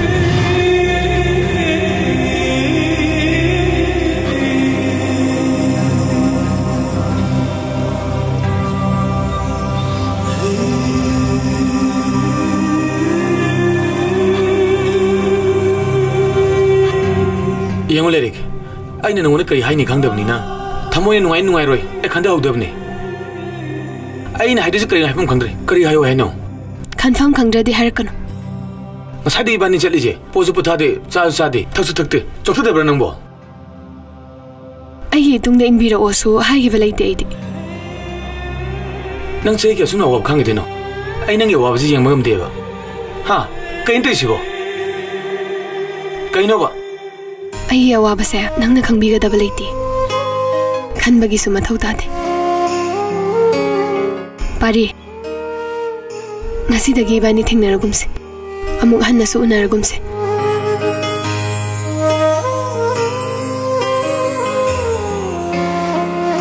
ꯌꯥꯝꯅ ꯂꯨꯝꯕ ꯑꯋꯥꯕ ꯑꯣꯏꯔꯕꯁꯨ ꯄꯨꯟꯅ ꯄꯨꯃꯤꯟꯅꯔꯕꯗꯤ ꯑꯋꯥꯕꯁꯦ ꯈꯔꯗꯤ ꯂꯨꯝꯕ ꯐꯕꯅꯦ ꯑꯋꯥꯕꯅ ꯇꯨꯡ ꯀꯣꯏꯅ ꯁꯨꯝ ꯋꯥꯒꯗꯕ ꯑꯣꯏꯔꯕꯗꯤ ꯄꯨꯗꯕꯅ ꯍꯦꯟꯅ ꯐꯩ ꯋꯥꯒꯗꯕ ꯋꯥꯈꯜꯗꯨꯗꯤ ꯆꯣꯟꯈꯠꯂꯣꯏꯗꯕꯅꯤ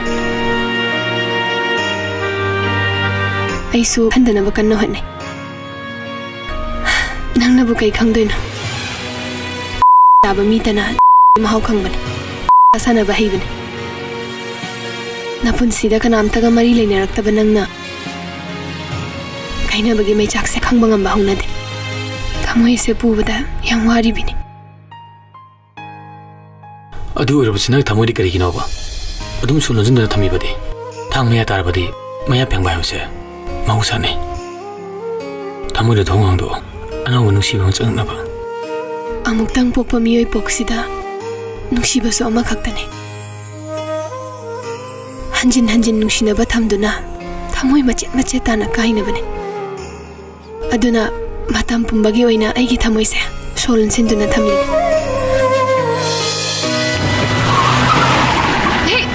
ꯀꯩꯅꯣ ꯇꯧꯔꯤꯗꯨꯕꯣ ꯉꯥꯎꯔꯕꯣ ꯍꯣꯏ ꯑꯩ ꯉꯥꯎꯕꯅꯦ ꯅꯪꯒꯤ ꯅꯨꯡꯁꯤꯕꯗ ꯉꯥꯎꯕꯅꯦ ꯅꯪꯉꯣꯟꯗ ꯉꯥꯎꯕ ꯍꯣꯏ ꯏꯕꯨꯡꯉꯣ ꯀꯩꯅꯣ ꯅꯣꯏ ꯇꯧꯔꯤꯁꯦ ꯁ꯭ꯋꯥꯏꯗ ꯅꯨꯡꯁꯤꯕꯅ ꯋꯥꯏ ꯆꯥꯏꯔꯅꯨꯀꯣ ꯅꯪ ꯁꯤꯒꯦꯁꯨꯅꯦ ꯍꯨ ꯆꯥꯒꯦꯔꯥ ꯊꯧꯔꯤ ꯌꯥꯟꯒꯦꯔꯥ ꯇꯧꯔ ꯁꯤꯌꯨ ꯃꯤꯉꯣꯟꯗ ꯑꯋꯥꯕ ꯄꯤꯒꯅꯨꯀꯣ ꯃꯁꯛꯁꯤꯒ ꯇꯧꯁꯤ ꯁꯥꯔꯤꯁꯤ ꯆꯠꯂꯣ ꯏꯕꯨꯡꯉꯣ ꯀꯥꯟꯗꯤ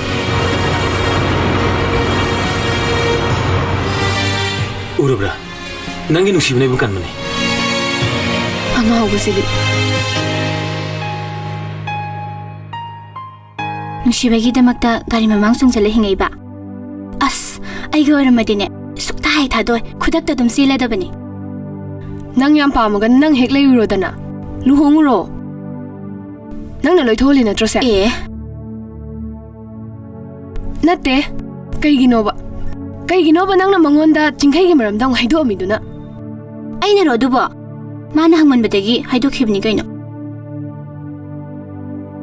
ꯑꯦ ꯑꯩꯗꯤ ꯏꯀꯥꯎꯕ ꯀꯥꯎꯏꯅꯦ ꯍꯌꯦꯡꯁꯦ ꯄꯥꯔꯤꯒꯤ ꯁꯥꯏꯒꯤ ꯃꯐꯤ ꯃꯔꯣꯟ ꯈꯔ ꯂꯩꯃꯤꯟꯅꯔꯨꯁꯤ ꯑꯗꯨꯒ ꯄꯥꯔꯤꯒꯤ ꯐꯨꯔꯤꯠ ꯐꯤꯔꯣꯟ ꯈꯔꯁꯨ ꯂꯩꯁꯦꯅ ꯍꯥꯏꯔꯛꯄꯅꯤꯅꯦ ꯄꯥꯔꯤ ꯅꯨꯄꯤ ꯀꯣꯏꯖꯗꯕꯗꯣ ꯅꯪꯉꯣꯟꯗ ꯍꯥꯏꯖꯅꯕ ꯑꯣꯏꯔꯝꯃꯗꯤ ꯀꯅꯥꯅ ꯇꯝ ꯉꯝꯅꯤ ꯂꯩꯔꯝꯃꯗꯤ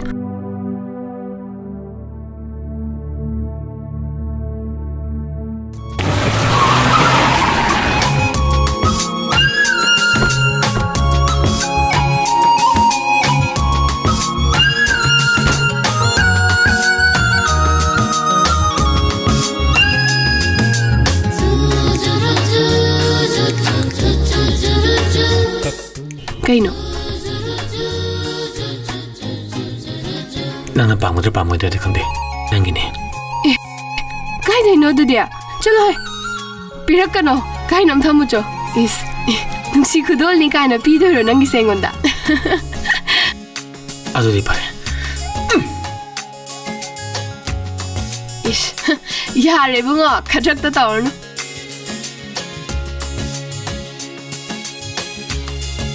생물 lam thokrini. Natte nangido sel kam changna saino ba. Listen kun. Kai dei sel na nangdia. Ai lutri phau gi de nang kaw ba. Ai gi le jaba sel do. Adun loira bane. Natte, adu nang kai do welang tho ino habne.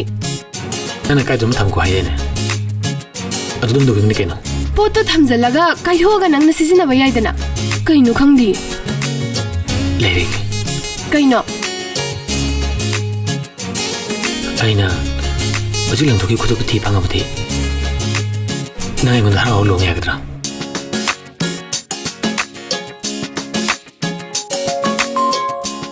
Parene. Nang ai ga harau harau luhong bdo ai yarge ba. ꯊꯤꯗꯣꯏꯗꯣ ꯀꯩꯁꯨ ꯐꯪꯉꯔꯣꯏꯅꯦ ꯑꯁꯣꯝꯒ ꯃꯔꯛꯇꯨꯗ ꯈꯨꯗꯣꯞ ꯃꯆꯥꯗꯨꯕꯨ ꯀꯃꯥꯏ ꯐꯪꯗꯧꯔꯤꯒꯦ ꯊꯤꯌꯨ ꯊꯤꯌꯨ ꯐꯪꯅꯕ ꯊꯤꯌꯨ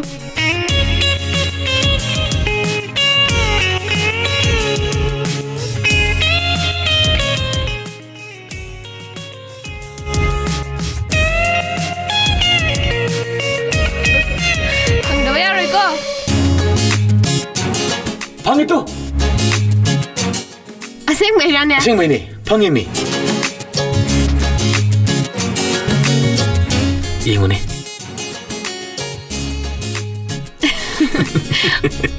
ꯑꯣꯏꯗꯣꯏꯗꯨꯅ ꯀꯩ ꯀꯩꯁꯨ ꯅꯠꯇꯦꯗ ꯌꯦꯡꯒꯦ ꯌꯦꯡꯒꯦ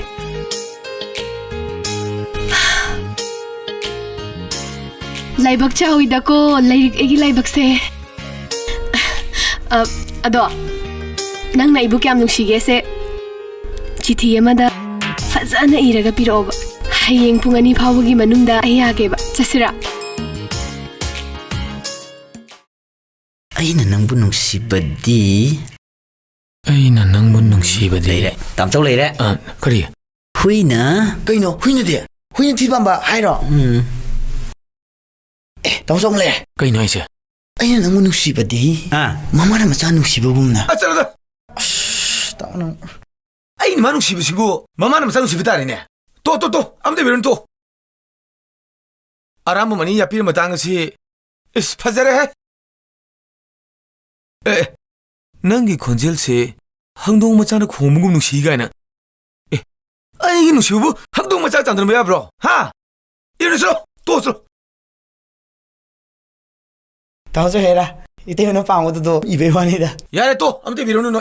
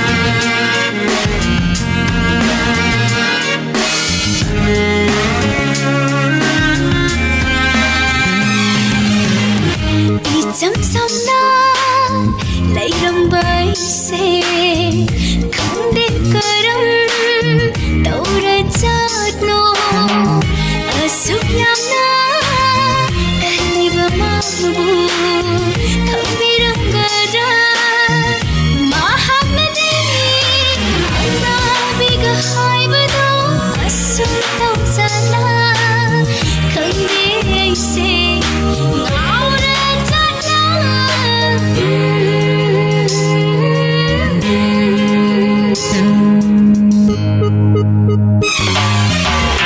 Jarana haline wakal se ngao hale ai buta se na hai phong khang re hak su asuna tau baran shiba Jarana haline wakal se ngao hale ai buta se na hai phong khang re hak su asuna tau baran shiba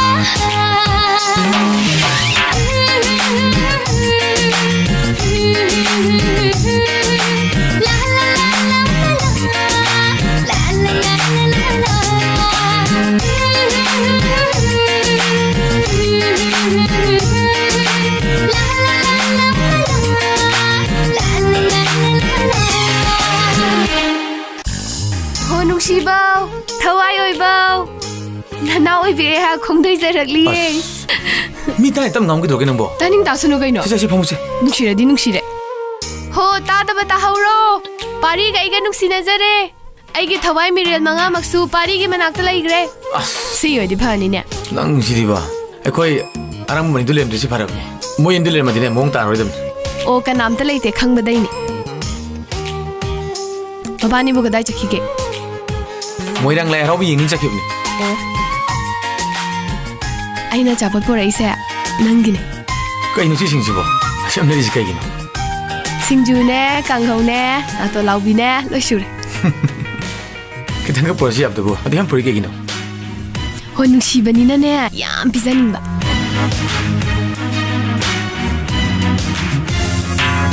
Se, sine ne arangba mani dugi thambiro.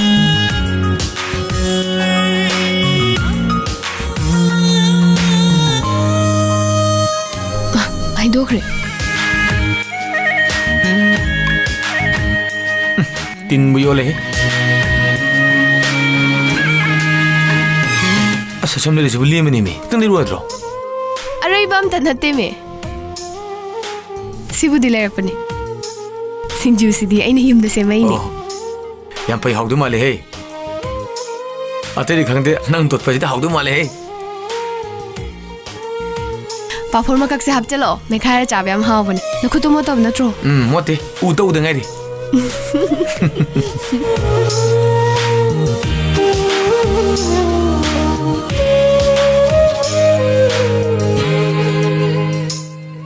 Charo se. Koi nang chaw du ha sia. Ai sing lau gi ge.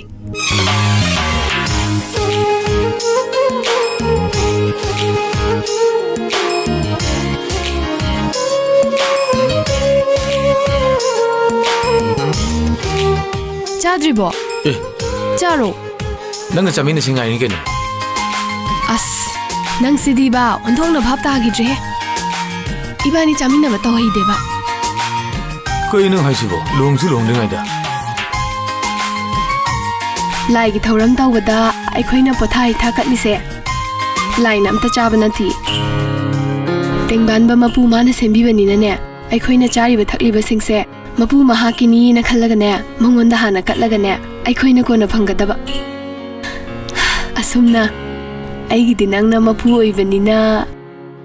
Nang na hana charaga nang na lemam ba khara. Natraga nang na gi khaam ba da. Ado aina chaga da.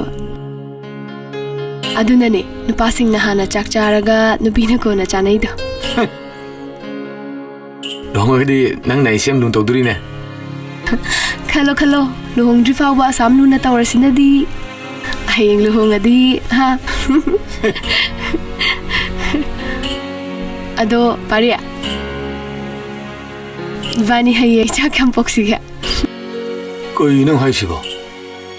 Ado te long khana si da. Yade. ꯑꯩꯈꯣꯏꯅ ꯁꯣꯏꯗꯣꯏꯁꯦ ꯑꯗꯨꯗꯅꯤ ꯊꯕꯛ ꯍꯥꯟꯅ ꯇꯧꯗ꯭ꯔꯤꯉꯩꯗ plan ꯍꯥꯟꯅ ꯇꯧꯍꯧꯒꯗꯕꯅꯤ ꯑꯗꯨꯅ ꯑꯩꯈꯣꯏꯁꯨ family ꯂꯩꯇ꯭ꯔꯤꯉꯩꯗ ꯍꯥꯟꯅ family planning ꯇꯧꯍꯧꯒꯗꯕꯅꯤ ꯅꯠꯇ꯭ꯔꯣ ꯍꯥꯏꯌꯣꯕ ꯅꯪꯕꯨ ꯑꯉꯥꯡ ꯀꯌꯥꯝ ꯄꯥꯝꯒꯦ ꯅꯪꯅ ꯐꯅꯤ ꯍꯥꯏꯕꯗꯨꯅ ꯍꯣꯠꯅꯁꯤꯗ ꯑꯩꯗꯤ ꯌꯥꯝꯃꯕꯗ 2ꯗꯩꯗꯤ ꯍꯦꯟꯅꯤꯡꯗꯦ ꯌꯥꯔꯦ ꯀꯩꯅꯣ ꯑꯗꯨꯗꯤ ꯄꯥꯝꯕ ꯅꯨꯄꯤ ꯑꯃꯒ ꯑꯗꯨꯗꯤ ꯅꯨꯄꯥ ꯑꯣꯏꯔꯒꯅ ꯀꯩ ꯃꯤꯡ ꯊꯣꯟꯁꯤꯒꯦ 이반이기 자한부도 ꯑꯁ ꯃꯤꯡ ꯊꯣꯟꯕꯒꯤꯗꯤ ꯑꯩ ꯍꯩꯇꯦꯗ ꯑꯗꯨꯕꯨ ꯑꯍꯥꯟꯕ ꯐꯪꯖꯕ ꯏꯆꯥꯗꯣ ꯅꯨꯄꯥꯒ ꯑꯣꯏꯔꯒꯗꯤ ꯁꯅꯥꯇꯣꯝꯕ ꯌꯥꯕ꯭ꯔꯥ ꯇꯜꯂꯦ ꯑꯗꯨꯗꯤ ꯌꯥꯝ ꯉꯥꯎꯁꯤꯟꯅꯒꯗꯕ ꯃꯃꯤꯡ ꯃꯥꯜꯂꯦꯕ ꯀꯩꯅꯣꯅꯤ ꯆꯉꯥꯡꯒ ꯌꯥꯝꯅ ꯄꯥꯝꯒꯗꯕ ꯃꯤꯡꯗꯥꯟ ꯑꯗꯨ ꯑꯣꯏꯗꯤ ꯅꯪ ꯍꯥꯏꯔꯛꯑꯣꯅꯦ ꯐꯔꯦꯅꯦ ꯑꯩꯒꯤ ꯑꯥꯏꯗꯤꯌꯥꯁꯦ ꯅꯪ ꯌꯥꯅꯤꯡꯕ꯭ꯔꯥ ꯌꯦꯡꯉꯣꯕꯀꯣ 이반이기 ꯅꯨꯡꯁꯤꯅꯕꯁꯦ ꯃꯇꯝ ꯄꯨꯝꯕꯒꯤ ꯃꯥꯡꯗꯅꯕ ꯑꯍꯥꯟꯕꯗꯣ ꯅꯨꯄꯥ ꯑꯣꯏꯔꯒꯅ ꯅꯪꯒꯤ ꯃꯤꯡ ꯂꯧꯔꯒ ꯁꯦ ꯐꯣꯔ ꯑꯦꯛꯖꯥꯝꯄꯜ ꯄꯥꯔꯤ ꯃꯆꯥꯒꯨꯝꯕ ꯅꯠꯇ꯭ꯔꯒꯅ ꯄꯥꯔꯤꯅ ꯑꯗꯨꯝ ꯊꯣꯜꯂꯁꯨ ꯌꯥꯏ ꯀꯩꯅꯣ ꯑꯗꯨ ꯑꯣꯏꯔꯒꯗꯤ ꯅꯨꯄꯤ ꯑꯣꯏꯔꯒꯅ ꯂꯥꯏꯔꯤꯛ ꯃꯆꯥ ꯑꯁ ꯃꯤ ꯀꯅꯥꯝꯇ ꯃꯃꯥ ꯃꯄꯥꯒꯤ ꯃꯤꯡ ꯃꯥꯜꯂ ꯊꯣꯟꯅꯗꯦꯗ ꯀꯩꯁꯨ ꯀꯥꯏꯕ ꯂꯩꯇꯦꯗ 이반이기 ꯃꯤꯡꯗ ꯑꯗꯨꯝ ꯂꯧꯔꯒ ꯃꯥꯟꯅꯅ ꯑꯗꯨꯝ ꯊꯣꯜꯂꯁꯦ ꯁꯤꯗ ꯌꯥꯅꯔꯁꯤꯀꯣ ꯍꯣꯏꯁꯦ ꯆꯥꯔꯨꯕꯁꯦ ꯆꯥꯔꯣ ꯅꯪ ꯑꯝꯇ ꯆꯥꯗ꯭ꯔꯤ ꯁꯦ ꯅꯪ ꯆꯥꯎ ꯀꯩꯗꯧꯔꯒꯦ ꯑꯩ ꯏꯜꯂꯛꯀꯦ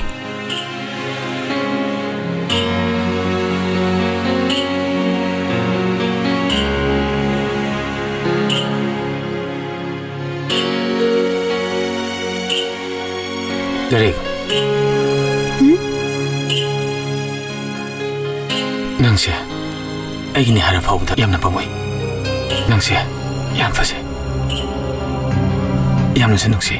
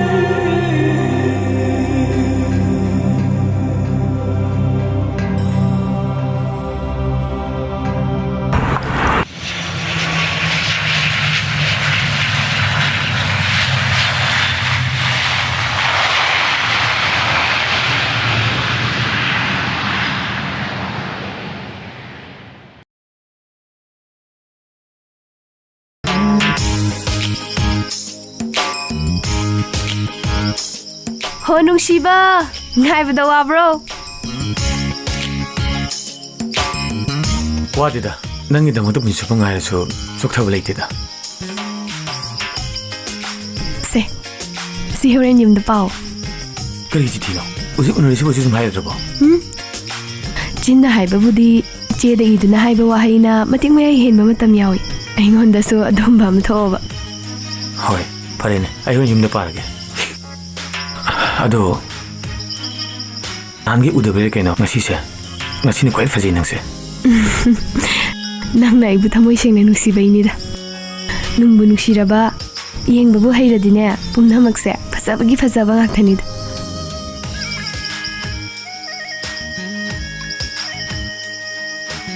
이반이 에어포 확장 ꯆꯠꯃꯤꯟꯅꯧꯁꯤꯔ ꯌꯥꯏꯅꯦ ꯆꯧꯁꯤꯅꯦ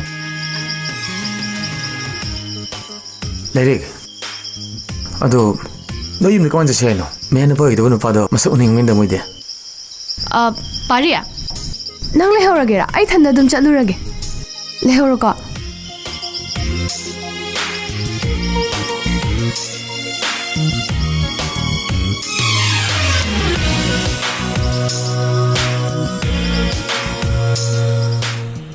ꯀꯔꯤꯒꯨꯝꯕ ꯑꯩ ꯏꯌꯥꯔꯄꯣꯔꯠꯇ ꯂꯩꯔꯝꯗ꯭ꯔꯕꯗꯤ ꯅꯪ ꯑꯩ ꯇꯣꯏꯅ ꯊꯦꯡꯅꯕ ꯃꯐꯝꯗꯨꯗ ꯑꯩ ꯅꯪꯕꯨ ꯁꯣꯏꯗꯅ ꯉꯥꯏꯔꯝꯒꯦꯀꯣ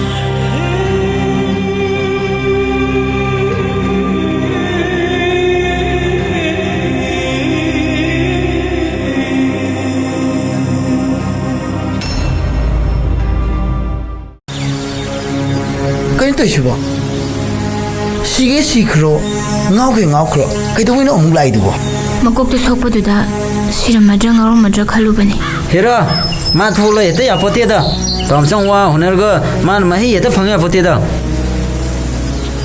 दापारी अचापोत चाओ तमसो नना खोइ लेसि राइ लाइन हेते खनबिगन ngang lak mana foreign sa पोतेदा lam hen den jel makhong maklo thdi kadam ꯑꯁ ꯇꯨꯃꯤꯟ ꯂꯩꯌꯣ ꯆꯥꯕ ꯊꯛꯄ ꯂꯣꯏꯔ ꯆꯠꯁꯤ ꯂꯥꯛꯑꯣ ꯌꯨꯝꯗꯅꯦ ꯊꯕꯛ ꯂꯩꯍꯧꯔꯤ ꯃꯌꯥꯝꯗꯣ ꯂꯣꯏꯁꯤꯜꯂꯁꯤ ꯂꯥꯛꯑꯣ ꯑꯝꯇ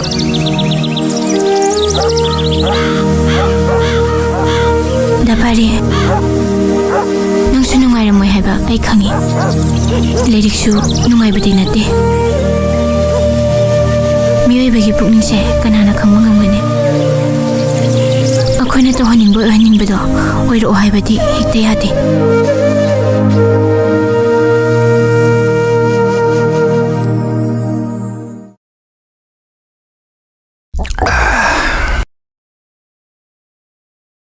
이봉아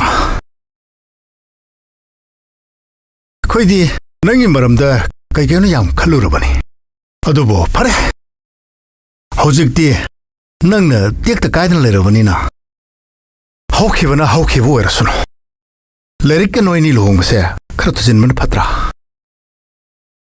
ꯑꯩꯒꯤꯗꯤ ꯄꯥꯕꯨꯡꯒ ꯏꯃꯥꯒꯅ ꯁꯤ ꯐꯅꯤ ꯍꯥꯏꯕꯗꯣ ꯅꯆꯥꯒꯤꯗꯤ ꯑꯗꯨꯝ ꯌꯥꯖꯔꯦ ꯑꯩꯒꯤꯗꯤ ꯏꯃꯥꯒ ꯄꯥꯕꯨꯡꯒ ꯅꯠꯇꯅ ꯀꯅꯥꯁꯨ ꯂꯩꯇꯦ ꯅꯪꯕꯨ ꯑꯩꯈꯣꯏꯅ ꯏꯌꯥ ꯑꯣꯏꯅ ꯐꯪꯖꯔꯤꯕꯁꯦ ꯅꯪ ꯄꯥꯕꯨꯡ ꯑꯩꯈꯣꯏꯅꯤꯒꯤꯗꯤ ꯂꯥꯏꯕꯛ ꯌꯥꯝ ꯐꯔꯕꯅꯤ ꯑꯗꯨꯅ ꯄꯥꯕꯨꯡꯒ ꯑꯩꯒꯁꯨꯅꯦ ꯅꯪꯕꯨ ꯍꯦꯛ ꯄꯣꯛꯆꯕ ꯏꯃꯥ ꯄꯥꯕꯨꯡꯅꯤ ꯈꯟꯒꯗꯕꯅꯤꯀꯣ ꯅꯪꯅ ꯀꯅꯥꯒꯤꯁꯨ ꯃꯇꯦꯡ ꯂꯧꯗꯅ ꯃꯀꯣꯛ ꯊꯣꯡꯕ ꯑꯣꯏꯔꯛꯇꯅ ꯁ꯭ꯀꯣꯂꯔꯁꯤꯞ ꯐꯪꯗꯅ ꯃꯥꯏ ꯄꯥꯛꯄ ꯃꯤ ꯑꯃ ꯑꯣꯏꯔꯛꯄꯁꯦ ꯏꯆꯥꯒꯤ ꯍꯣꯠꯅꯕ ꯀꯟꯕ ꯅꯤꯡꯍꯟꯅꯗꯕꯗꯣ ꯑꯗꯨꯗꯅꯤ ꯏꯃꯥꯅ ꯌꯥꯝ ꯀꯜꯂꯛꯏꯁꯤ 이마 파붕 나차와 아무것도 ꯍꯧꯗꯣꯛꯆꯒꯦ 하요네 이샤부 그래 하는게 하요 이마ꯈꯣꯏ ꯄꯥꯕꯨꯡ ꯈꯣꯏꯅ ꯇꯥꯛꯄꯤꯔꯤꯕꯗꯣ ꯌꯥꯝꯅꯗꯤ ꯐꯩ ꯍꯥꯏꯕꯕꯨ ꯑꯩꯈꯣꯏꯅꯤꯒꯤ ꯂꯨꯍꯣꯡꯕꯁꯤꯁꯨ ꯀꯥꯏꯔꯨꯔꯕꯅꯤꯅ ꯑꯩꯅ ꯑꯇꯣꯞꯄ ꯊꯕꯛ ꯊꯧꯔꯝ ꯀꯌꯥ ꯑꯃꯁꯨ ꯄꯥꯏꯈꯠꯂꯨꯔꯦ ꯑꯗꯨꯅ ꯃꯇꯝ ꯈꯔ ꯑꯩꯉꯣꯟꯗ ꯄꯤꯕꯤꯌꯨ ꯑꯗꯨꯒ ꯑꯩꯒꯤ ꯂꯦꯝꯍꯧꯔꯤꯕ ꯊꯦꯁꯤꯁꯁꯤꯁꯨ ꯂꯣꯏꯁꯤꯟꯒꯦ ꯑꯗꯨꯒ ꯁꯤꯒꯤ ꯋꯥꯐꯝꯁꯤꯒꯤ ꯃꯇꯥꯡꯗꯁꯨ ꯆꯤꯡꯈꯩꯒ ꯑꯩꯈꯣꯏꯅꯤ ꯑꯟꯗꯔꯁꯇꯦꯟꯗꯤꯡ ꯂꯩꯅꯕ ꯄꯥꯝꯃꯦ ꯆꯨꯝꯃꯤ ꯆꯨꯝꯃꯤ ꯏꯁꯥꯅ ꯈꯜꯂꯤꯕꯗꯣ ꯃꯗꯨꯗ ꯏꯄꯥꯅ ꯌꯥꯅꯤꯡꯗꯕ ꯀꯔꯤꯝꯇ ꯂꯩꯇꯦ ꯆꯤꯡꯈꯩꯒ ꯅꯈꯣꯏ ꯑꯅꯤ ꯑꯟꯗꯔꯁꯇꯦꯟꯗꯤꯡ ꯂꯩꯅꯕꯗꯣ ꯃꯗꯨꯅꯤ ꯏꯄꯥꯅ ꯄꯥꯝꯃꯤꯕꯁꯤ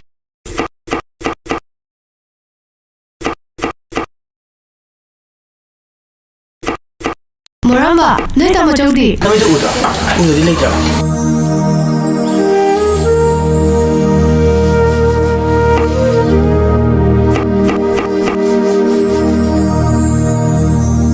ꯇꯣꯅꯥꯟꯕ ꯁꯦ ꯅꯣꯏ ꯇꯥꯃꯣꯆꯧ ꯂꯥꯛꯑꯒꯅꯦ ꯆꯤꯊꯤ ꯉꯝꯖꯔꯣꯏ ꯃꯁꯥꯗ ꯑꯗꯨꯝ ꯄꯤꯌꯨ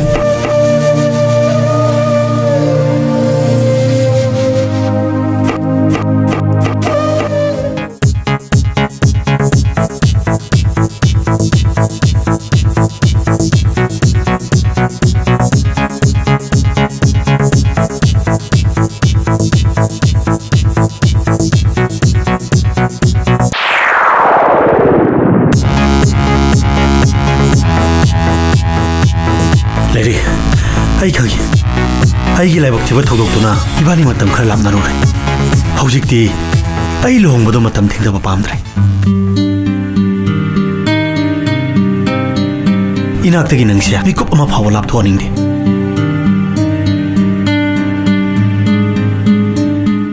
ꯑꯗꯨꯗꯤ ꯑꯩ ꯅꯉꯣꯟꯗ ꯄꯥꯎꯈꯣꯡ ꯑꯃ ꯆꯟꯒꯦꯅꯦ ꯃꯁꯤ ꯐꯣꯡꯕ ꯉꯝꯕ ꯅꯠꯇ꯭ꯔꯒ ꯉꯝꯗꯕꯗꯨꯗ ꯏꯕꯥꯅꯤꯒꯤ ꯂꯨꯍꯣꯡꯕꯁꯦ ꯊꯨꯖꯤꯟꯕ ꯅꯠꯇ꯭ꯔꯒ ꯑꯩꯅ ꯌꯥꯕ ꯃꯇꯝꯗ ꯂꯨꯍꯣꯡꯕ ꯇꯥꯕ ꯅꯪ ꯌꯥꯕ꯭ꯔꯥ ꯍꯣꯏꯅꯦ ꯐꯔꯦꯅꯦ ꯑꯩ ꯌꯥꯔꯒꯦꯅꯦ ꯑꯗꯣ ꯀꯔꯤ ꯄꯥꯎꯈꯣꯡꯅꯣ ꯆꯜꯂꯣꯅꯦ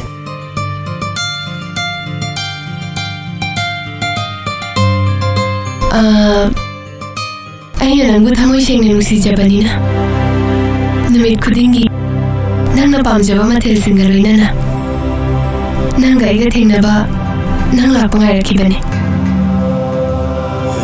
ꯑꯗꯨꯕꯨ ꯅꯪꯅꯗꯤ ꯂꯧꯅꯝꯕ ꯃꯊꯥꯠ ꯍꯩꯕ ꯑꯩꯕꯨ ꯅꯨꯡꯁꯤꯗꯕ ꯃꯤ ꯑꯣꯏꯕꯅꯤꯅ ꯅꯣꯡꯃꯇ ꯐꯥꯎꯕ ꯑꯩꯒꯤ ꯃꯅꯥꯛꯇ ꯂꯥꯛꯄꯤꯈꯤꯗꯦ ꯑꯗꯨꯒ ꯂꯥꯛꯀꯅꯤ ꯍꯥꯏꯕꯒꯤ ꯄꯥꯎ ꯑꯃ ꯐꯥꯎꯕꯁꯨ ꯄꯤꯔꯛꯈꯤꯗꯦ ꯑꯗꯣ ꯍꯧꯖꯤꯛꯇꯤ ꯑꯩꯁꯨ ꯅꯪ ꯉꯥꯏꯗ꯭ꯔꯦ ꯅꯪꯒꯨꯝꯅ ꯅꯨꯡꯁꯤꯕ ꯑꯗꯨꯒ ꯑꯩꯕꯨꯁꯨ ꯊꯃꯣꯏ ꯁꯦꯡꯅ ꯅꯨꯡꯁꯤꯕꯤꯕ ꯃꯐꯝ ꯑꯃꯗ ꯊꯦꯡꯅꯔꯦ ꯃꯁꯤꯗ ꯑꯩ ꯅꯪ ꯄꯥꯎ ꯄꯤꯔꯛꯇꯕ ꯃꯊꯦꯜꯁꯤꯡ ꯑꯃꯗꯤ ꯃꯐꯝ ꯍꯥꯏꯔꯤꯕꯁꯤꯡꯁꯦ ꯀꯅꯥ ꯀꯅꯥꯅꯣ ꯀꯩꯕꯨꯅꯣ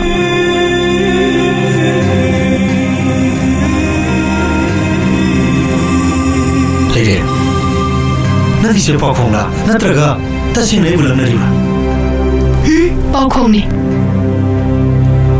ꯉꯝꯗ꯭ꯔꯕ ꯐꯣꯡꯕ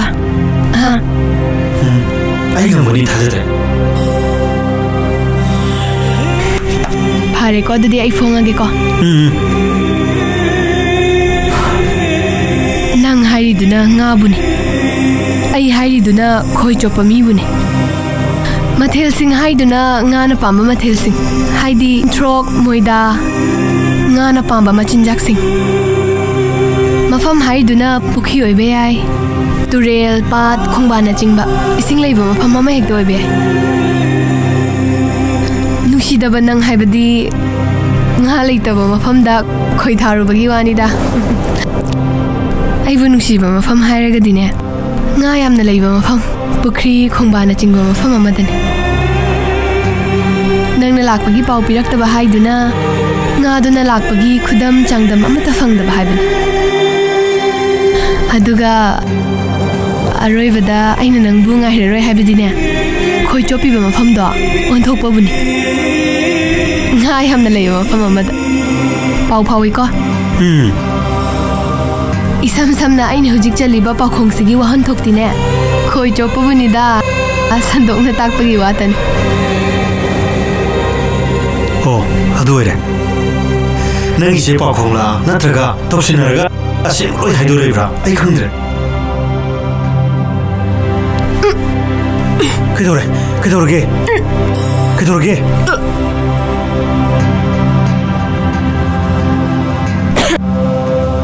Masai khoi jogging lap na sumchelak pududa ising thakta bai oiranga ising da thakke kai de khoi di jogging hairaga marathon dawna chele ising thakchalo ba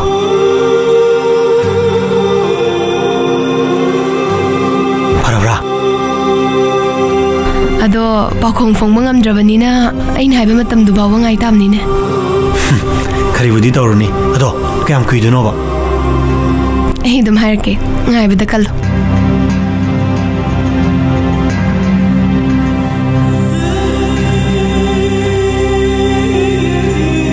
ꯅꯪꯅ ꯁꯤꯗ ꯀꯩꯗꯧꯔꯝꯃꯤꯕ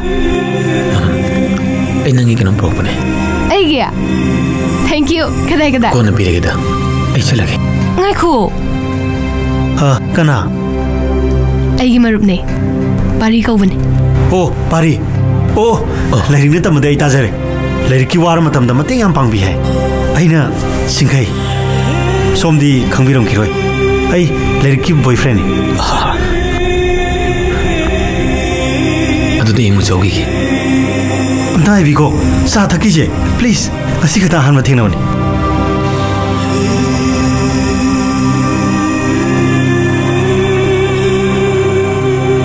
ꯍꯦꯛꯇ ꯂꯪꯁꯤꯟꯕꯤꯌꯨ ꯑꯝꯇ ꯐꯝꯕꯤꯌꯨ ꯑꯩ ꯆꯥ ꯑꯝꯇ ꯁꯦꯝꯖꯔꯛꯀꯦꯀꯣ ꯐꯝꯃꯝꯃꯣ ꯋꯥꯔꯤ ꯉꯥꯏꯍꯥꯛ ꯁꯥꯔꯝꯃꯣ ꯅꯪ ꯑꯩ ꯁꯦꯝꯃꯛꯀꯦ ꯆꯥ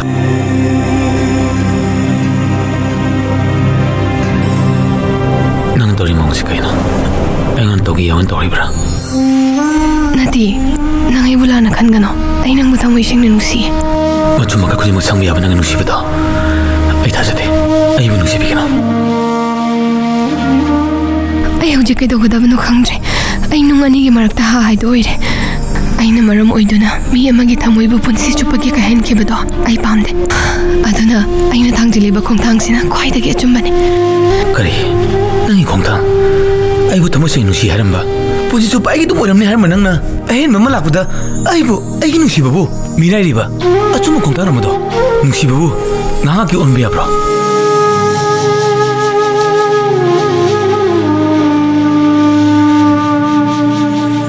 ꯊꯃꯣꯏ ꯁꯦꯡꯅ ꯅꯨꯡꯁꯤ ꯍꯥꯏꯕꯗꯨꯗꯤ ꯃꯉꯣꯟꯗꯁꯨ ꯍꯥꯏꯈꯤꯅ ꯑꯩꯒꯤ ꯏꯃꯥ ꯏꯄꯥꯕꯨꯁꯨ ꯑꯩꯅ ꯊꯃꯣꯏ ꯁꯦꯡꯅ ꯅꯨꯡꯁꯤ ꯃꯈꯣꯏꯕꯨ ꯊꯥꯗꯣꯛꯂꯝꯂꯒ ꯅꯪꯒꯤ ꯅꯅꯥꯛꯇ ꯂꯥꯛꯀꯗꯣꯏꯁꯦ ꯅꯪꯅ ꯍꯦꯟꯅ ꯅꯨꯡꯁꯤꯕꯩꯅꯤ ꯌꯥꯔꯦ ꯑꯩ ꯈꯪꯉꯤ ꯅꯈꯣꯏꯅꯤꯅ ꯈꯦꯠꯅꯕꯗꯣ ꯃꯗꯨꯗꯨꯒꯤ ꯁꯔꯨꯛ ꯑꯩ ꯆꯠꯆꯔꯒꯦ ꯉꯥꯏꯈꯣ ꯇꯣ ꯆꯥ ꯄꯨꯊꯣꯔꯛꯑꯦ ꯊꯛꯑꯒ ꯆꯠꯈ꯭ꯔꯣꯕ ꯑꯩꯁꯨ ꯃꯇꯦꯡ ꯄꯥꯡꯒꯦ ꯇꯧꯕꯅꯦ ꯌꯥꯔꯅꯤꯗ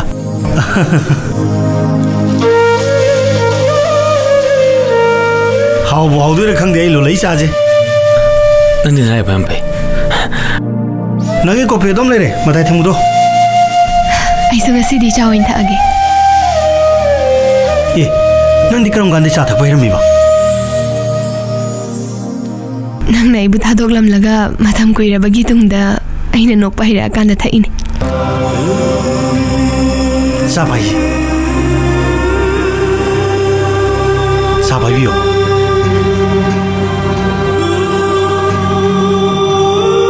ꯁꯤꯗ ꯑꯆꯥꯄꯣꯠ ꯂꯩꯔꯦ ꯄꯥꯏꯕꯤꯌꯣ ꯑꯗꯣ ꯑꯩꯈꯣꯏ ꯄꯥꯔꯤꯅ ꯀꯩꯀꯩ ꯍꯣꯠꯅꯕꯤꯔꯤꯕ ꯎꯄꯨ ꯀꯥꯡꯊꯣꯟ ꯆꯟꯕ ꯊꯣꯡ ꯊꯣꯡ ꯆꯟꯕ ꯏꯆꯝ ꯆꯝꯅ ꯎ ꯁꯨꯖꯕ ꯍꯥꯏꯇꯥꯔꯦ ꯑꯗꯨꯗꯤ ꯌꯥꯝ ꯐꯔꯦꯅꯦ ꯍꯥ ꯂꯩꯔꯦ ꯂꯥꯏꯔꯤꯛ ꯅꯪꯒꯤ ꯃꯔꯨꯞꯁꯨ ꯑꯣꯏꯔꯕꯅꯤꯅ 이번에 ꯍꯌꯦꯡ ꯂꯨꯍꯣꯡꯕꯒꯤ ꯎꯄꯨ ꯀꯥꯡꯊꯣꯟꯁꯤꯡꯁꯨ ꯗꯤꯁꯀꯥꯎꯟ ꯐꯅꯌꯥꯝ ꯐꯪꯒꯅꯤ ꯅꯠꯇ꯭ꯔꯥ? ꯍꯣꯏ. ꯄꯥꯔꯤꯌꯥ, ꯑꯩꯅ ꯑꯩꯒꯤ ꯅꯨꯡꯁꯤꯕꯤꯕꯨ ꯃꯇꯝ ꯈꯔ ꯊꯥꯗꯣꯛꯎꯔꯦ. ꯑꯩ ꯌꯥꯝ ꯋꯥꯅ ꯂꯦꯟꯈꯤ. ꯃꯥꯁꯨ ꯑꯩꯒ ꯆꯞ ꯃꯥꯟꯅꯅ ꯋꯥꯅ ꯂꯦꯟꯂꯝꯒꯅꯤ ꯈꯜꯂꯤ. ꯃꯇꯝꯗꯨꯗ ꯅꯣꯏ ꯑꯅꯤ ꯊꯦꯡꯅꯔꯝꯗ꯭ꯔꯕꯗꯤ ꯑꯩꯒꯤ ꯂꯥꯏꯔꯤꯛꯁꯦ ꯅꯪꯅ ꯀꯔꯤꯗ ꯁꯣꯏꯈꯤꯒꯗꯒꯦ ꯍꯥꯏꯗꯨꯅ ꯁꯦꯟꯅꯕꯤꯔꯝꯗ꯭ꯔꯕꯗꯤ ꯅꯪꯒꯤ ꯂꯃꯟ ꯌꯥꯝ ꯇꯣꯜꯂꯕꯅꯤ. ꯑꯩꯗꯤ ꯂꯩꯔꯝꯃꯨꯈꯩꯗ ꯁꯣꯏꯈꯤꯗꯒꯦ ꯍꯥꯏꯗꯨꯅ ꯃꯈꯣꯡ ꯁꯣꯝꯖꯕꯒꯤꯇꯅꯤ. ꯉꯁꯤꯗꯤ ꯂꯩꯔꯝꯃꯨ ꯁꯤꯟꯅꯕ ꯑꯩ ꯇꯧꯅꯤ. ꯅꯁꯣꯟꯅ ꯃꯄꯨꯒꯤꯅꯤ. ꯑꯩꯁꯨ ꯀꯩꯅꯣꯝ ꯅꯤꯡꯁꯤꯡꯉꯦ. ꯑꯩ ꯊꯕꯛ ꯑꯔꯨꯕ ꯑꯃ ꯂꯩ. ꯋꯥꯔꯧꯗꯦꯗꯤ ꯑꯩ ꯆꯠꯂꯒꯦꯀꯣ. ꯉꯥꯛꯇ.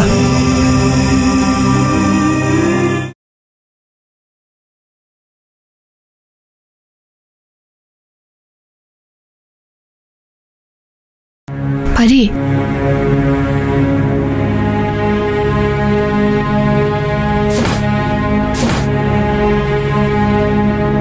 Fidaga amta thararoi-dro? Phamningabadi tu lerise lam phambiyo. Pari, ai nanga aruba wari ama sagadaba leba.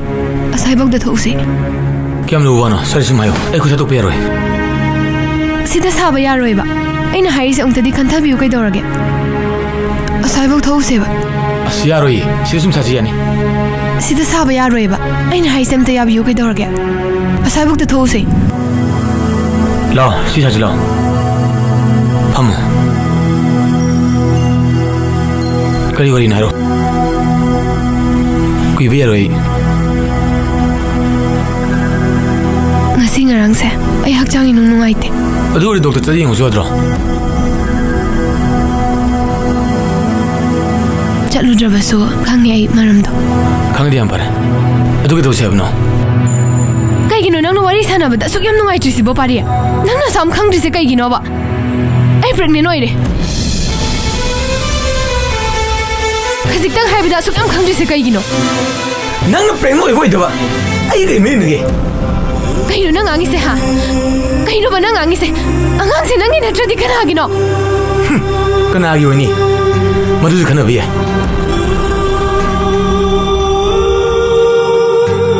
ꯑꯣ ꯅꯪꯅ ꯍꯥꯏꯔꯤꯁꯤꯅꯗꯤ ꯑꯉꯥꯡꯁꯦ ꯑꯩꯅ ꯅꯨꯄꯥ ꯈꯨꯗꯤꯡꯒ ꯂꯣꯏꯅꯗꯨꯅ ꯂꯝꯆꯠ ꯅꯥꯏꯗꯕꯤ ꯑꯣꯏꯔꯨꯕꯒꯤ ꯃꯍꯩꯅꯦ ꯁꯤꯅꯤꯅꯦ ꯅꯪꯅ ꯍꯥꯏꯅꯤꯡꯉꯤꯁꯦ ꯁꯤ ꯅꯠꯇ꯭ꯔꯣ ꯃꯥꯅꯦ ꯃꯗꯨꯃꯛꯁꯨ ꯍꯥꯏꯕ ꯌꯥꯏꯌꯦ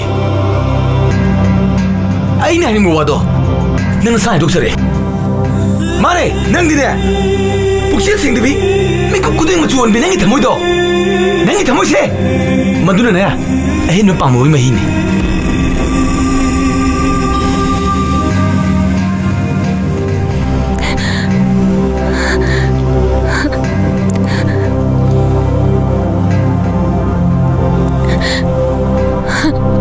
ꯄꯥꯔꯤ ꯀꯩꯒꯤꯅꯣ ꯅꯪꯅ ꯑꯩ ꯅꯨꯡꯁꯤ ꯑꯁꯨꯛ ꯌꯥꯝ ꯈꯪꯗ꯭ꯔꯤꯁꯤꯕꯣ ꯃꯇꯝ ꯄꯨꯝꯅꯃꯛꯇ ꯃꯤꯀꯨꯞ ꯈꯨꯗꯤꯡꯒꯤ ꯅꯪꯒꯤ ꯌꯥꯏꯐꯅꯕ ꯈꯜꯂꯤꯕ ꯑꯩꯉꯣꯟꯗ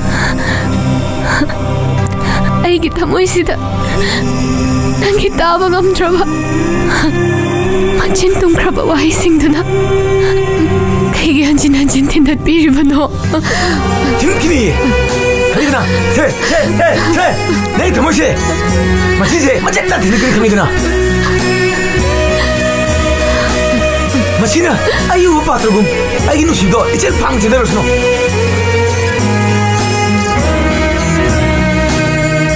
ꯃꯇꯝ ꯄꯨꯝꯅꯃꯛꯇ ꯑꯩꯒꯤ ꯅꯨꯡꯁꯤꯕꯁꯦ ꯅꯪꯒꯤ ꯊꯃꯣꯏꯗ ꯍꯥꯞꯄ ꯌꯥꯗꯅꯕ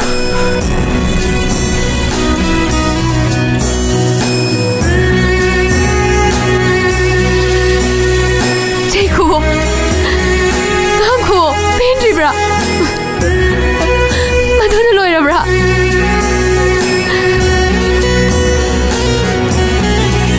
오이다바 롱넘바 주말할 테이다바디 누바나 코이 나고 짠링이드나 파자바 아톰보 와이싱나 수맛피바 아도가 나고 짤라가나 ꯑꯩꯈꯣꯏꯕꯨ ꯏꯔꯥꯜꯁꯤꯕꯤꯔꯒ ꯅꯣꯏꯅ ꯁꯥꯍꯟꯅꯤꯡꯕ ꯄꯨꯡꯂꯣꯟꯗ ꯖꯒꯣꯏ ꯁꯥꯍꯟꯕ ꯑꯩꯅ ꯅꯉꯣꯟꯗ ꯂꯧꯅꯝꯕ ꯑꯔꯥꯟꯕ ꯇꯧꯈꯤꯗ ꯂꯩꯇꯦꯅ ꯇꯧꯁꯨ ꯇꯧꯔꯦ ꯇꯧꯒꯦꯁꯨ ꯈꯪꯗꯦ ꯑꯗꯨꯒꯅꯦ ꯉꯁꯤ ꯑꯃꯗꯤ ꯈꯪꯉꯨ ꯅꯪ ꯔꯥꯕꯟꯅ ꯐꯥꯈꯤꯕ ꯁꯤꯇꯥꯗꯣ ꯑꯌꯣꯙ꯭ꯌꯥꯒꯤ ꯄ꯭ꯔꯖꯥꯁꯤꯡꯅꯅꯦ ꯔꯥꯝꯒꯤ ꯅꯨꯄꯤ ꯑꯣꯏꯁꯨ ꯂꯧꯁꯟꯈꯤꯗꯦ ꯂꯩꯕꯥꯛꯇꯨꯒꯤ ꯃꯍꯥꯔꯥꯅꯤ ꯑꯣꯏꯁꯨ ꯂꯧꯈꯤꯗꯦ ꯈꯪꯕ꯭ꯔꯥ ꯁꯤꯇꯥꯒꯤ ꯊꯃꯣꯏꯗ ꯃꯇꯝ ꯄꯨꯝꯅꯃꯛꯇ ꯔꯥꯝꯇꯕꯨ ꯅꯤꯡꯖꯈꯤꯕꯅ ꯔꯥꯋꯟꯅꯁꯨ ꯁꯤꯇꯥꯒꯤ ꯃꯁꯥ ꯁꯣꯛꯄ ꯉꯝꯈꯤꯗꯦ ꯅꯪꯒꯨꯝꯅ ꯄꯨꯛꯆꯦꯜ ꯄꯤꯛꯇꯦ ꯁꯤꯇꯥ ꯃꯁꯥꯅ ꯌꯥꯗ꯭ꯔꯤ ꯐꯥꯎꯕꯅꯦ ꯔꯥꯋꯟꯅ ꯁꯦꯟꯅꯗꯨꯅ ꯊꯝꯈꯤ ꯅꯪꯅꯦ ꯑꯩ ꯅꯥꯛꯇ ꯀꯨꯏ ꯂꯩꯔꯅꯨ ꯅꯪ ꯆꯠꯂꯣ ꯂꯩꯔꯣꯏꯌꯦ ꯁꯨꯡꯂꯩ ꯂꯩꯔꯣꯏꯌꯦ ꯑꯩ ꯅꯪꯒꯤ ꯅꯅꯥꯛꯇ ꯃꯤꯀꯨꯞ ꯑꯃ ꯐꯥꯎꯕ ꯂꯩꯔꯣꯏꯌꯦ ꯑꯩ ꯍꯌꯦꯡꯃꯛ ꯕꯦꯡꯒꯂꯣꯔ ꯆꯠꯈ꯭ꯔꯅꯤ ꯄꯨꯝꯅꯃꯛꯄꯨ ꯊꯥꯗꯣꯛꯑꯝꯃꯒ ꯆꯠꯈ꯭ꯔꯅꯤ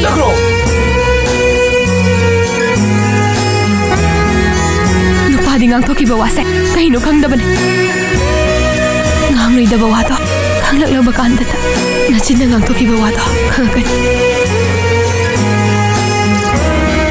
ꯑꯩꯒ ꯀꯥꯏꯅꯈꯤꯕꯒꯤ ꯅꯨꯃꯤꯠꯇꯒꯤ ꯃꯤꯠꯂꯨ ꯄꯤꯔꯥꯡ ꯑꯃ ꯅꯪꯅ ꯁꯤꯟꯊꯔꯛꯂꯕꯗꯤ ꯅꯪꯅ ꯑꯩꯕꯨ ꯁꯨꯡꯅꯨꯡ ꯅꯨꯡꯁꯤꯈꯤꯗꯦ ꯍꯥꯏꯅ ꯑꯩꯅ ꯂꯧꯒꯅꯤ ꯄꯨꯟꯁꯤ ꯆꯨꯞꯄ ꯅꯪ ꯅꯨꯡꯉꯥꯏꯅ ꯂꯩꯌꯨꯀꯣ ꯀꯞꯇꯅ ꯂꯦꯟꯕ ꯉꯝꯕ ꯑꯣꯏꯕꯤꯌꯨ ꯆꯠꯂꯒꯦ ꯂꯥꯏꯔꯤꯛ ꯁꯦ ꯉꯥꯏꯈꯣꯕ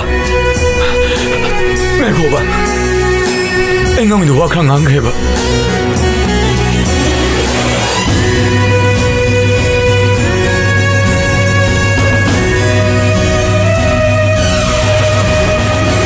ꯂꯥꯛꯀꯅꯨ ꯍꯥꯏꯔꯒ ꯅꯄꯤ ꯇꯥꯏꯅ ꯅꯪꯗꯤ ꯑꯩ ꯅꯨꯡꯁꯤꯗ꯭ꯔ ꯃꯥꯜꯂꯦ ꯂꯩꯔꯤꯛ ꯆꯠꯂꯒꯦ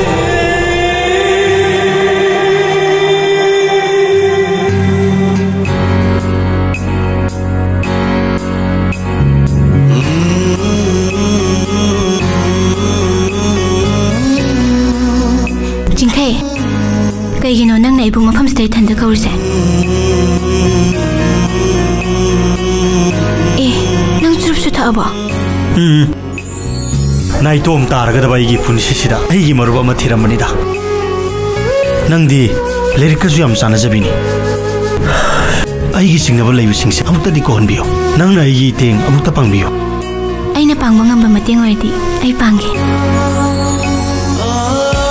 파리가 레리카 레이너리바 머리세 그럼 뭉클기 머리노 이삼삼나 머루바 모이나 레나바 머리더라 ꯆꯤꯡꯈꯩ ꯑꯩꯕꯨꯁꯨ ꯂꯥꯟꯅꯗꯤ ꯂꯧꯒꯅꯨ ꯄꯥꯔꯤ ꯑꯃꯗꯤ ꯂꯩꯔꯤꯛ ꯃꯈꯣꯏ ꯑꯅꯤꯁꯦ ꯂꯩꯔꯤꯛ ꯅꯪꯕꯨ ꯈꯔ ꯇꯞꯊꯕꯗꯤ ꯌꯥꯕꯅꯤ ꯑꯃꯨꯛꯇꯪꯒꯗꯤ ꯈꯟꯊꯈꯣꯗ ꯑꯩ ꯈꯟꯕ ꯌꯥꯕ ꯈꯜꯂꯦ ꯂꯦꯞꯄꯤꯒꯗꯕ ꯃꯥꯅ ꯂꯦꯞꯄꯤꯗ꯭ꯔꯒ ꯁꯦ ꯈꯔ ꯊꯨꯞꯆꯜꯂꯣ ꯑꯁ ꯑꯃꯁꯦ ꯑꯃꯨꯛ ꯂꯥꯛꯑꯦ ꯑꯩ ꯆꯠꯆꯍꯧꯔꯒꯦ ꯑꯩ ꯌꯥꯎ ꯉꯝꯖꯔꯣꯏ ꯑꯩ ꯆꯠꯂꯦ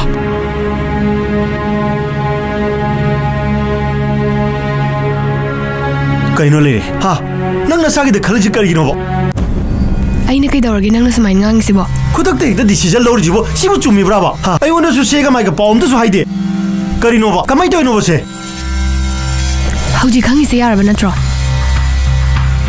ꯂꯩꯔꯦ ꯉꯥꯏꯈꯣ ꯑꯩ ꯅꯪꯒꯤ ꯅꯣꯡ ꯆꯞ ꯆꯥꯅ ꯈꯪꯕꯖꯥꯠꯅꯤ ꯊꯤꯁ ꯅꯪꯅ ꯑꯩꯁꯦ ꯀꯔꯤꯝꯇ ꯈꯪꯉꯝꯃꯣꯏ ꯑꯣꯏꯔꯝꯃꯣꯏꯗꯧꯅ ꯈꯜꯂꯤꯕ ꯅꯠꯇ꯭ꯔꯕ ꯄꯥꯔꯤꯒ ꯅꯣꯏ ꯑꯅꯤ ꯃꯔꯤꯁꯦ ꯑꯩ ꯈꯪꯉꯝꯃꯣꯏꯅ ꯈꯟꯕ꯭ꯔꯣ ꯁꯤꯁ ꯑꯩꯗꯤ ꯂꯩꯔꯥꯡ ꯂꯩꯈꯣꯡ ꯁꯦꯟꯅꯖꯕꯅꯤ ꯅꯥꯁꯣꯝꯅ ꯃꯄꯨꯒꯤꯅꯤ ꯀꯥꯏꯅ ꯅꯣꯏ ꯑꯅꯤꯒꯤ ꯋꯥꯔꯤꯗꯣ ꯑꯩ ꯈꯪꯉꯝꯃꯣꯏꯅ ꯈꯟꯕ꯭ꯔꯣ ꯑꯗꯨꯏꯗꯤ ꯌꯥꯝ ꯐꯩꯅ ꯅꯨꯡꯁꯤꯅꯕꯗ ꯑꯔꯣꯟꯕ ꯊꯝꯕꯁꯦ ꯐꯠꯇꯦ ꯍꯥꯏꯗꯥꯏꯅꯦ ꯑꯩ ꯅꯉꯣꯟꯗ ꯀꯩꯝ ꯂꯣꯠꯇ꯭ꯔꯦꯀꯣ ꯌꯥꯔꯦꯀꯣ ꯑꯣ ꯅꯪꯅ ꯉꯁꯤ ꯆꯠꯀꯗꯣꯏꯁꯤꯅ ꯀꯔꯝꯕ ꯑꯔꯣꯟꯕꯅꯣ ꯁꯤꯗꯤ ꯑꯩꯒꯤ ꯊꯦꯁꯤꯁꯀꯤ ꯁꯔꯨꯛ ꯑꯃ ꯑꯣꯏꯅ ꯆꯠꯆꯕꯅꯦ ꯀꯌꯥꯝ ꯀꯨꯏꯅꯅꯣ ꯅꯪ ꯆꯠꯇꯣꯏꯁꯦ ꯍꯥ 이번이 ꯂꯨꯍꯣꯡꯕꯅ ꯀꯝꯗꯧꯕ ꯆꯍꯤ ꯑꯃꯃꯨꯛꯇꯤ ꯑꯣꯏꯅꯤ ꯑꯗꯨꯒ 이번이ꯒꯤ ꯂꯨꯍꯣꯡꯕꯗꯨꯗꯤ ꯅꯪꯒ ꯑꯩꯒ ꯌꯥꯅꯈ꯭ꯔꯗꯨꯗꯤ ꯑꯩꯅ ꯍꯣꯏ ꯌꯥꯔꯦ ꯍꯥꯏꯕ ꯃꯇꯝꯗꯨ ꯐꯥꯎꯕ ꯅꯪ ꯉꯥꯏꯕ ꯇꯥꯕꯅꯦ ꯅꯪꯅ ꯂꯨꯍꯣꯡꯕꯁꯦ ꯁꯨꯝ ꯊꯦꯡꯗꯅꯕ ꯍꯣꯠꯅꯔꯤꯁꯦ ꯀꯔꯤꯒꯤꯅꯣ ꯍꯥꯏꯕ ꯄꯥꯔꯤꯗ ꯈꯨꯗꯣꯡꯆꯥꯕ ꯄꯤꯔꯤꯔꯣ ꯃꯥꯒꯤ ꯀꯩ ꯈꯨꯗꯣꯡꯆꯥꯕ ꯅꯠꯇꯦ ꯑꯩꯅ ꯌꯥꯝ ꯉꯛꯏꯗꯤ ꯄꯥꯔꯤꯒ ꯅꯣꯏ ꯑꯅꯤꯁꯦ ꯀꯃꯥꯏ ꯃꯔꯤ ꯂꯩꯅꯔꯝꯃꯤꯅꯣ ꯁꯤꯅꯤ ꯇꯣꯟꯈ꯭ꯔꯕ ꯃꯤꯗꯨꯒ ꯑꯩ ꯆꯠꯂꯨꯈꯤꯒꯦ ꯆꯠꯄ ꯌꯥꯔꯣꯏ ꯊꯦꯡꯉꯦ ꯑꯩꯒꯤ ꯄꯥꯎꯈꯨꯝ ꯄꯤꯔꯝꯃꯨ 우리디 마nak nakpa upambida yetpase mahusane nangna lapna huzaraga chalukhige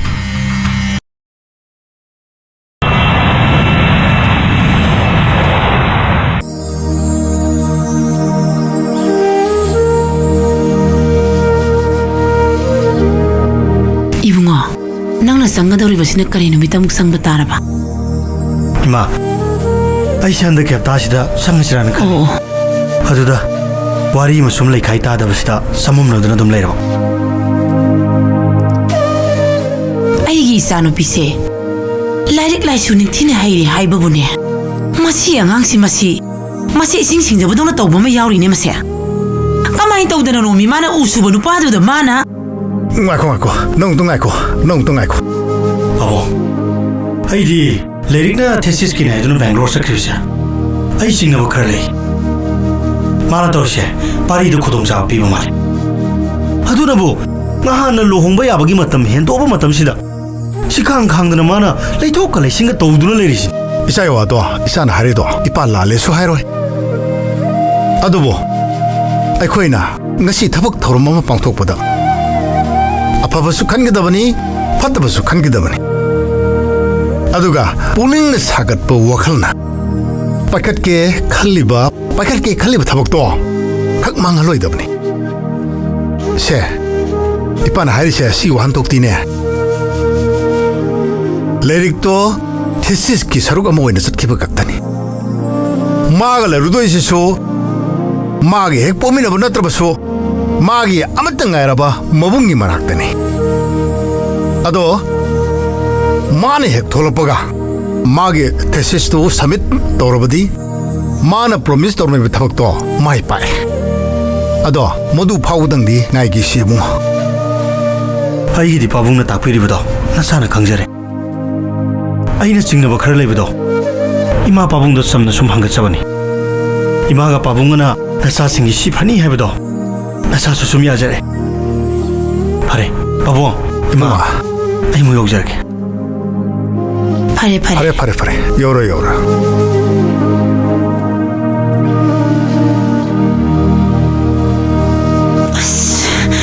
아이디네 아이 코이동지 쫙쫙 올라가더리고 마시 강신나 떠리 세마세 나때 마기 파리 하이바 앙앙도 마도 아이나 마싱 락다나네 마미니가 깝땡 부달라니 공시 답도 코네 눅시 또 미는 뭐 아깐 마마기 디네 아깐 마마 목 아둠 톨라카네 아깐 바 과이되게 아깐 뭐디 타모이기 머리니네 눅시보다 무두니네 아스 까다이더기노다 눅시보다 탕땐 눅마이 거리임다 장대 눅시보디 눅시바 깍다나 마이 티바 삐그다와니 아두나 아이코이나 아사우 울루르버디 아이코이다니 망자가다버디 눅시는 앙시 답는 앙시 답나 따시 하잉 먹네 아이코이니 잘라가 파리부 티에모스 머신은네 이바니게 과되게 아좀 물럼비 오이가니 고 마도나 파레네 아이코이니 막 하잉 마기 만악다 살라시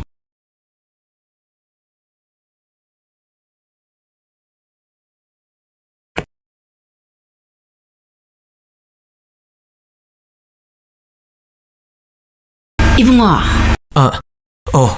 그때 왜 기억해봐 빠붕다 판비요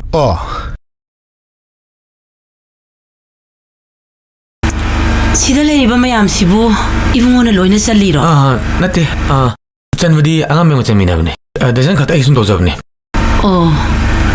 이마 아무튼 얘기고 야니 아빠만 간비요 야니 이스 통 파자 크레다 난 크레다 이붕아 이마나 콧나 소이시 가슈 떠오를 거야 있어라다 하버디 나한테 꼬이려네 아들도 니까 한번이다 얌착신네 들고 있는 시다 야 파자 크레보 나를 빠붕 시에도 놀러리게 이모아 나시 미가 신고하라 나트라가나 아이코이 롱자리게나 빠붕은 너 미로 너무 신경을 해 빠붕 빠붕 그냥 빠붕 해도 어디다 비라모 아이들 사석이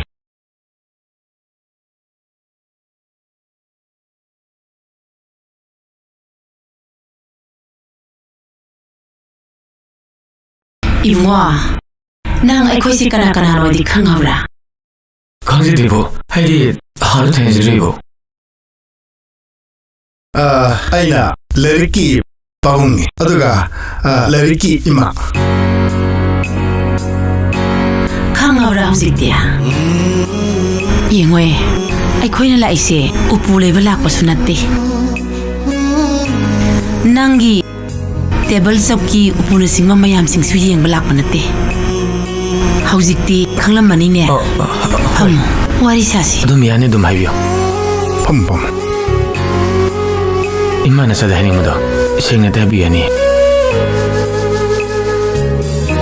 येंगोय इमासे याम सावरगा लाकपने इसागी नुक्सिबा खोलाई कोंदा मयामसि ताबदा इमा lion हंतगरे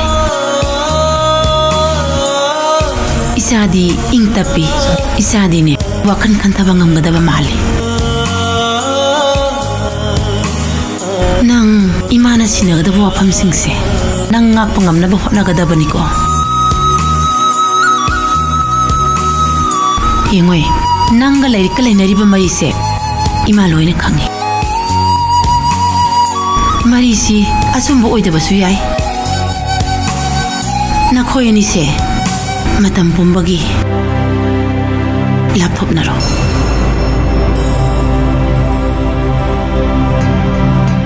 aduga nakoyani ne laptop nagadori ba maram chinane nangna singadabane ima nusiba mabu kautu paibase kau thalo hajinni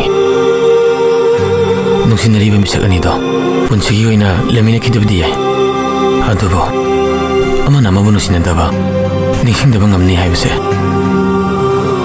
이마야 나차다 아무튼 바꿈 비비라모 누시다 이자기 와시디야 이용의 바꿈두디 누파나 코이나 비게다바니 누파나 코이 각다나네 누피부 좀 닝싱두나 레게다바디 윰팔라비 마네 마고 마와 마푸레바부 끼네 황고이나 짝비 누피 아마타나네 마기 마푸레바부 나타나 까나바스 닝싱다바네 까이나 그래 하이두나네 ningsingduna nungsiduna legadabadi nupana khoi khaktani yengoi nungsinaba haibase thamoi anigi thajanabaduna kiba kisidune ani dugi manungda amagi sengphataba majunane kisi ado irai laina tolakani khangde lairik amadi jingkai luhongbase nangna kaidana bakar siluko mane tholokpagane nangina naksida sungsoi soidana lakani matamdudane nangnane ngasi imana haribasingse pangthokna bahonagadabaniko adudi moi paung salasira nang car lermo akoi nupa masen wari khara saraki adudi ima thok magiko hoi ma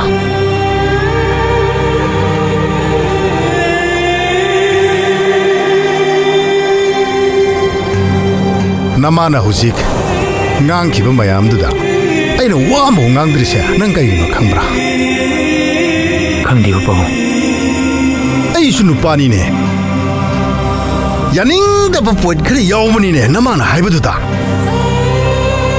kari kaina khredana ningsing dura ta laigada basi nupa ai koi dani ka kaidana madudani ne aina yaning drisya Shakespeare gi ne 7 ages of men da nupa gi punsida nungsi na nupi kaina baise suksoi soi na thoda bani adubo nupi dadi thokta ba yai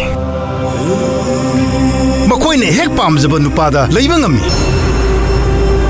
nupa khoi di akoi na hek pamjaba nupi haibasi pak thungba ngamdi aiso nangum na thokiba nupa ni ne aiso ningba kai ki nungsi na ba kaina ki ne era 이빠디네 이사기도 뭐 레베 이빠도 도끼도 농문도에 도로 hoi baba 아이네 야이 능 아이네 야이 능 루파 도웨이 붕어 능능 어머디 능 루홍정 이빠나 통나 하비시니 hoi baba 이꼰 부들 레미네가다버디 눅시나바 각다나니 눅시나다나네 실 톰나 각 레미레마 야로 마땅 가라 칸토 nangi soiden oini bunga na wakal honga kini ko bunga time is the best healer pachale ko hoi baba chale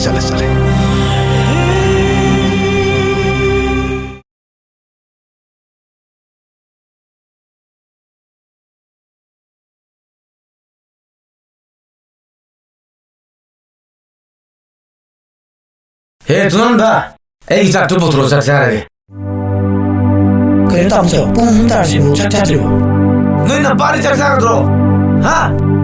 이웃네 짝짝하게 가이 잡으도록 다소나 이유부터 이노 분홍이니 그래 너는 왜 내가 미쳐버리세요 응? 에이 돼지는 빨리 실려보라 담소 왜 이랬다 담소디 뽕파도 예수 잡아주다 ngasi pung hun dar shi hu chak chara mo idi khang da na theng ma si de ojili ban chara wang tu ngai ri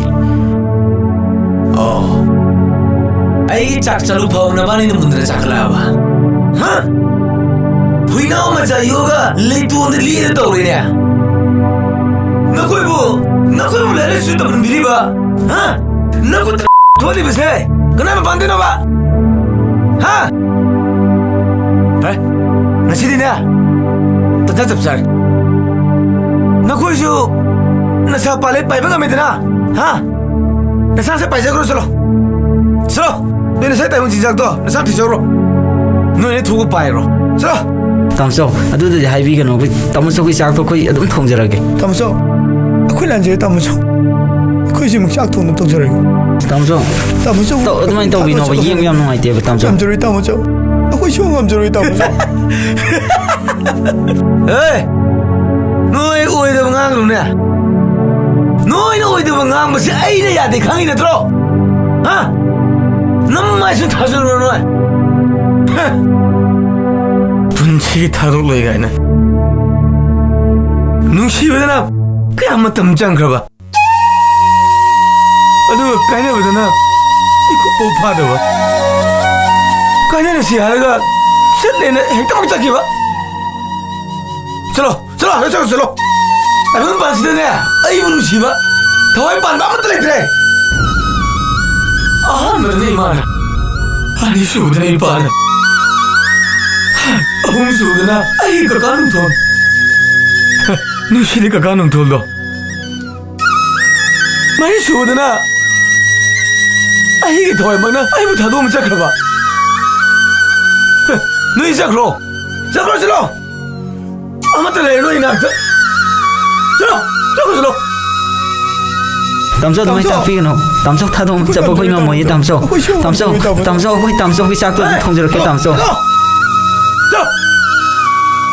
थवाई फाउ ना इउ थादो म चपंग म कांदा न कोई ना थादो म चपंग मोय गायना चलो ना सचिनी हिंदी चलो तमसो ना को चक्रो हारमन ना को चल के तमसो की लमन सिंबंग कांदा तमसो की ना लाके तमसो ngasi hui sari thei kudi makse ne pune makse tamaso gine hone ban nga tane ai koi de seki mutan na shada kem loy ni ngai lijidi ei chalo tamaso le biyo chalo ya na ma chakro no len chakro chalo no len chakro me am len chakro len chakro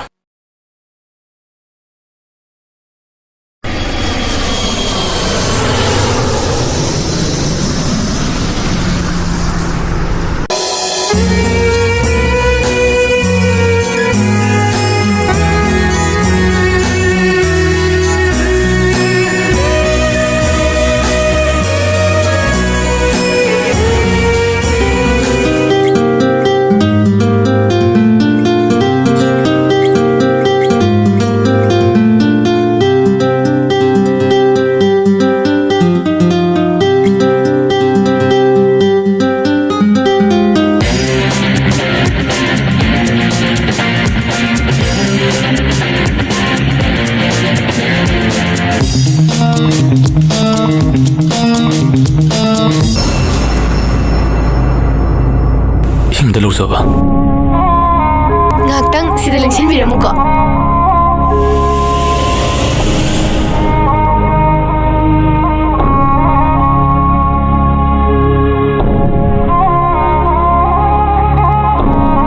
Ngasi fauba aina nanggidamakta lipamani.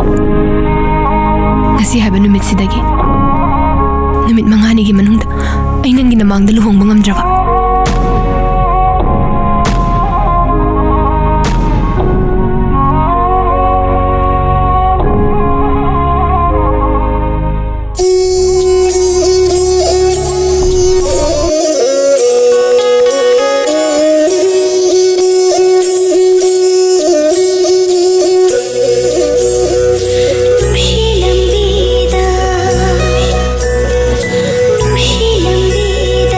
Lamang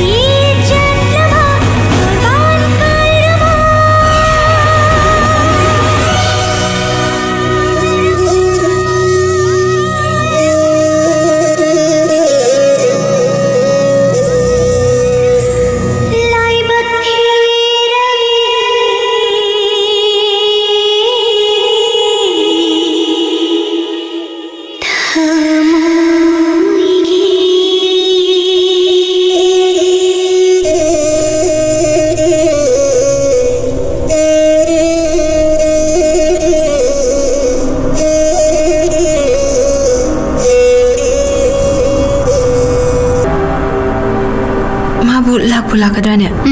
ꯂꯥꯛꯀꯅꯤ. ꯃꯥ ꯁꯣꯏꯗꯅ ꯂꯥꯛꯀꯅꯤ.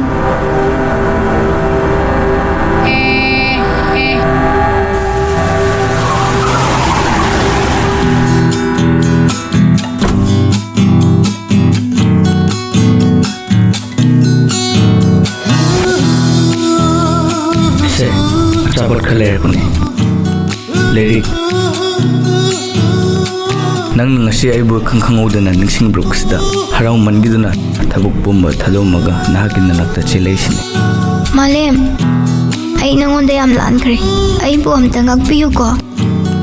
Nahak landida masidi mipum khudimukta thokpa ngatani. Khenari ba habu laale haiduna hajaba ngamado madu khatanida.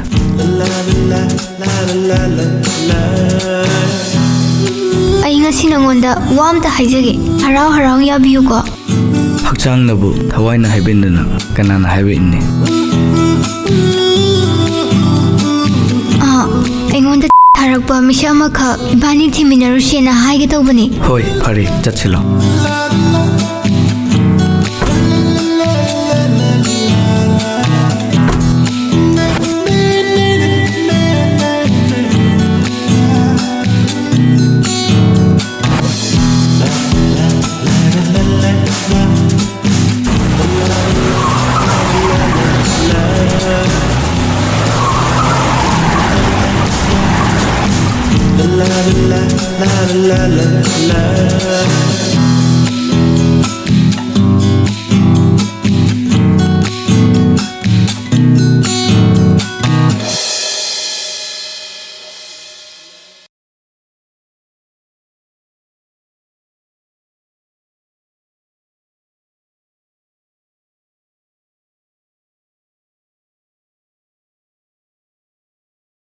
As sisu hangdo yaro.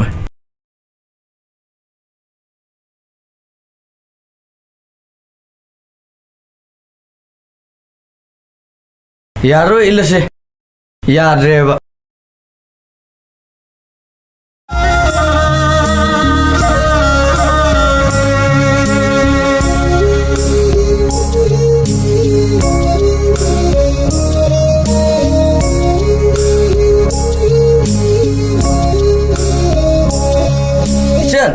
Mateng amta pangbiyo ba? Gari si yadre, mateng amta pangbiyo ba? Ware. Akoy gari si yagidre, noi saida gari semba haiba miga leigadra.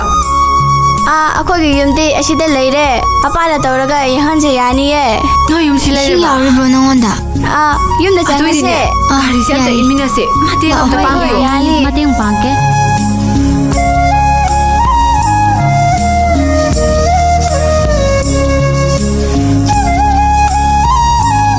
Lakpiyo. Changpiyo. Ay ising lawthorake ko. Lathoktasu yani. Kakatpiyo mathakta. Lao lao sida lao. Somta phambiyo. Phambiyo. Se, payo. Wae isha. Thapiyo, pena thapiyo. Yamna wapa maliko.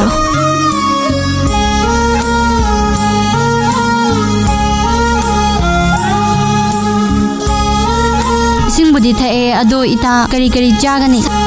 Kem saroige, aikoy se parbong khul yaugadabani. Lam se am lape. Oh, atudi karam tawkani. Numishu thengchale e. Chatke chu chatpiyo. Gari di apala aga semange. Hoi, gari se akoy halokpada lawrge. Khong orsu adum sakrage. Asai bo thindoke. Lao lakpiyo.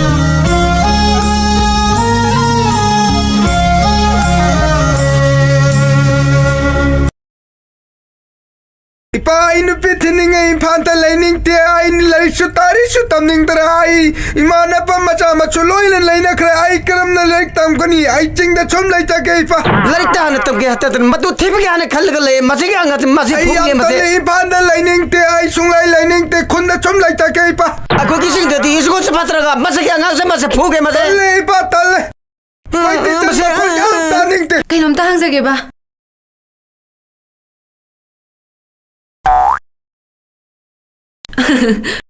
Kari hangke ai pa To, sise, langka hauton singai se kadai dagino. langkwa ho ton sing oh Asita achum chalo ko. Atuka left turn nama laikani. Oh, left turn da. Left turn tiki atuka khara down oiba ma laikani. Da ching uri si natro. Asiki hek left turn ta. Chalo chapiyo ko. Yam nungairi yamba. Phai. Ipa. Awang basudi pasay ipa. Ani ba sisu yam pa mena aso. Pasay ne.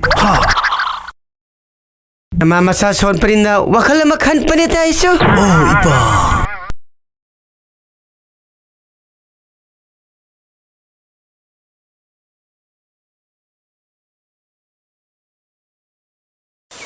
Lomi.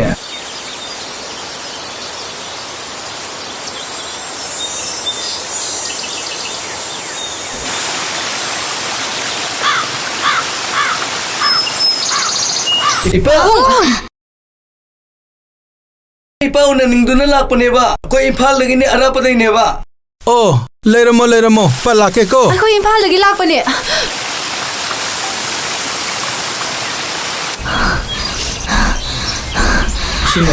Yaudri.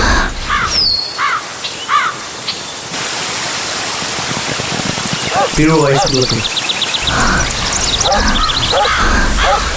Lao, ipa yung dapat harus ko. Lao. Break lo ipa lagi.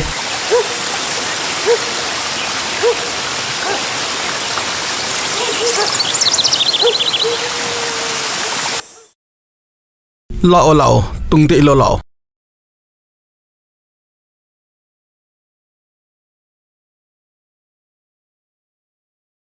Lao, tungti ilo lao. Joko tore dasta. Sida chala kanya, asida atum yor kani.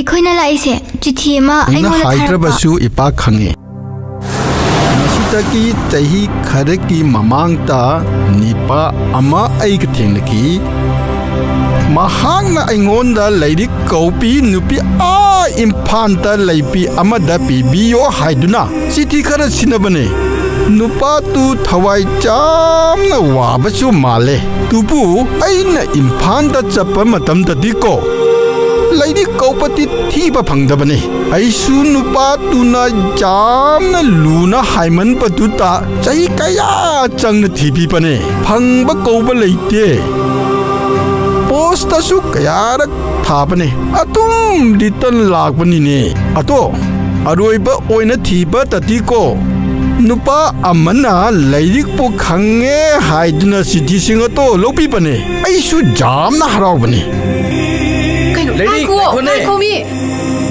इपा नोंगमम लाके चचौगीगे लैरिक गाय खोने ला खोने गाय कोमी नंग आवरबो lump थापना लागा न खलिसे कइनो lump थाप लागा इपा न कइ खंदरी करी किनोने इपा की वारी तारगा चान कपबो कइसु तौदे इपा अदुगी नुपादुगी लेफम अइंगोंदा ताकपियो इपा ताकनी माना नुती निमित खुतिंगी लैपा मफम अमा इपाना ngasi ताकनी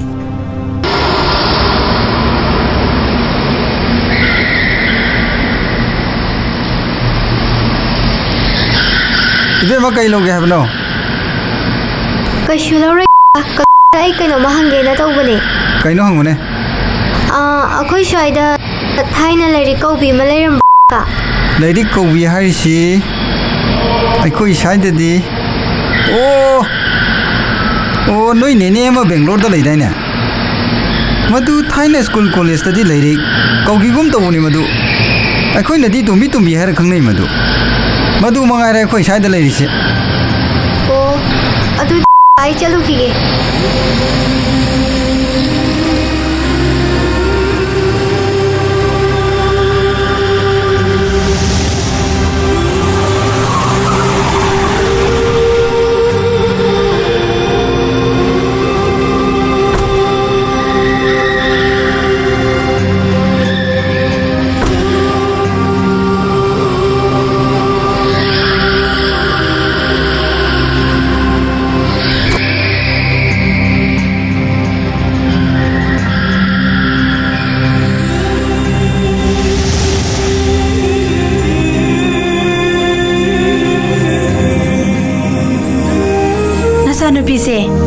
चाउ थौ हाइबा यादे सिदाबो आई कइदौदोइनो आई थौबा अममता खंगदे दै हेरा मसा नुंगाइता तौरी ओइरिनी हयेंग अयुंगता इपा इचा डॉक्टर चलुरगा मराइना फजनी अदु बोबा वासु ngang खुमसु खुमदे चाउसु यादे थौसु यादे सिदाबो आई कइदौदोइनो बा अदो ममाना बिसिंगा खना जैना बा यावबर खंगदे बा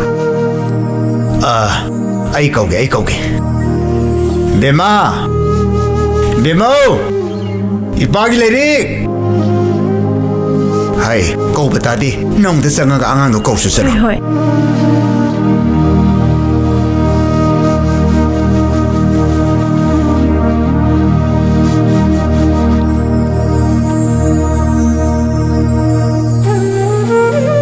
बेमा नपाना का होई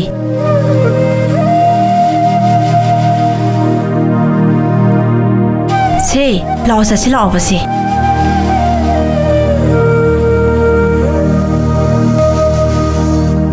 से लाओ से पापा ना का होए लाओ से लाओ बा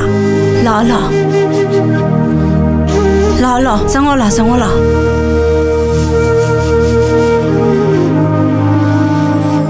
इसाबु कइदौरगे ने इसाबु नसागा नुंगाइत्रब्रो से इपादा हायुने सेंगना हायुने से कइदौरगे हायुने इसाबु कइदौरगे हायुने इपादा सेंगना हायु से कइदौरगे इसाना कपिबा करिनो आई सी बोपला कोई नहीं ना चाहे मा आई नो जाना हाय कोई साना जिम कनारा हाय नो तुबी सादा कनारा खरी हाय जपिना तुबी बेमा इपादा ने जागी पेंदबा लेबसिंदो इपादा करि इपादा रिसिदी हायु नि जाथुबी लेरी कनारा बारी कनारा आई की माय पानी न खाई नहीं असु कोई बसे आई वो ना होई तब लाई कई की नहीं मा यार वो ना कनारा हाय रगे बा इपाना ने ngasidi wari pumali rake taro isel gi laibak tan nangli ba awaba pumnama ibung khangi nangi tungi khallaga angang se aine isamani khana naw kongani wa phamsida nang waroba nungai taba karimata khangana adubo ai wa amakhti haike hayeng nang tungda angang asi nasani an hairakpadi khak yaroi बिमा नबुंग हाइरी वासे नंगी तुंगी आई फना बने इना मना नंगु मिया मांग दे जो फनिंदी इमित इसा उजब फंजग्रबी नना मना अंगांग से जेक्सिन न नाउकोन गनी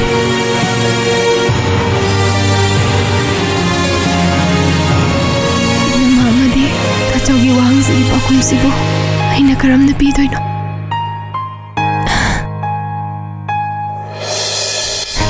खोंफांग अमा सोइबदा लानफम चामा मायोकना जरिबी नुपीगी लाइबकने उपाय लेट्रिबिना चलबो नुसी चाना लोइना बिबगीदमक्ता पिगलिबा अंगांग से आइगी थादगी सेतुना ताचौ अमदी नमदा आइसिना जरगी अदुबु ताचौ अंगांग असिगी ममिंगदी पा अमदी अइना हाइनखिबगी मतुंगिना अइगी मिंग लौदुना थोंजरमगेको इमागी बेमा लेले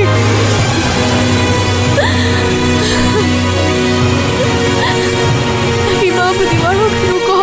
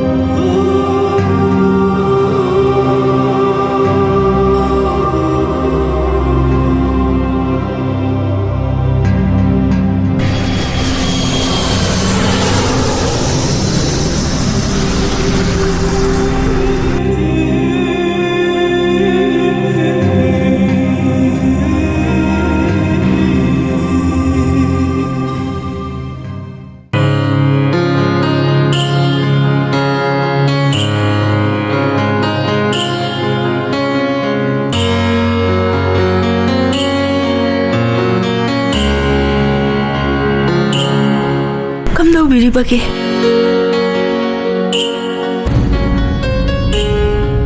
ꯃꯩꯁꯥ ꯂꯥꯡꯒꯅꯤ ꯀꯤꯕꯗꯒꯤ ꯑꯩꯕꯨ ꯃꯩꯔꯤ ꯊꯛꯇ ꯂꯪꯁꯤꯟꯕꯤꯔꯝꯕ ꯅꯠꯇ꯭ꯔꯣ? ꯃꯇꯝ ꯈꯨꯗꯤꯡ ꯃꯤꯀꯨꯞ ꯈꯨꯗꯤꯡ ꯄꯦꯜꯂꯕ꯭ꯔꯥ? ꯅꯨꯡꯁꯤꯕꯗꯤ ꯃꯥꯡꯕ ꯌꯥꯗ꯭ꯔꯕ ꯊꯃꯣꯏꯅꯨꯡꯗ ꯍꯛꯈ꯭ꯔꯕ ꯁꯛꯇꯝꯅꯤ. ꯑꯩꯕꯨ ꯅꯨꯡꯉꯥꯏꯔꯝꯒꯅꯤ ꯈꯟꯕ꯭ꯔꯥ? ꯍꯤꯡꯗꯕ ꯌꯥꯗꯕꯒꯤ ꯍꯤꯡꯂꯤꯕꯅꯤ. ꯑꯇꯣꯞꯄ ꯄꯣꯠꯁꯛ ꯑꯃꯠꯇꯅ ꯃꯦꯟꯁꯤꯟꯕ ꯌꯥꯔꯔꯣꯏꯗꯕ ꯀꯥ ꯑꯃꯗꯤ ꯊꯃꯣꯏ ꯅꯨꯡꯁꯤꯗ ꯑꯗꯨꯃꯛ ꯍꯥꯡꯗꯨꯅ ꯂꯩꯔꯤ.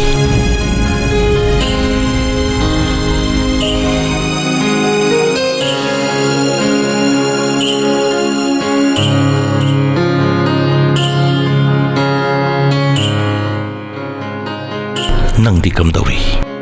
ꯅꯨꯡꯉꯥꯏꯔꯤꯕ ꯅꯠꯇ꯭ꯔꯥ? ꯑꯉꯥꯡꯁꯤꯡꯗꯤ ꯀꯔꯝ ꯇꯧꯔꯤ? ꯊꯕꯛ ꯏꯪꯈꯥꯡ ꯇꯧꯕ ꯌꯥꯎꯗ꯭ꯔꯤꯕ꯭ꯔꯥ?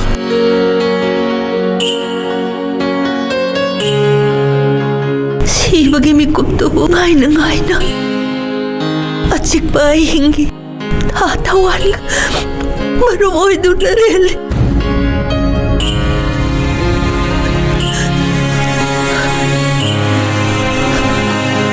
안강 자오레 레샤비 바레 안드디 마윤 발레 낭디 깜다우리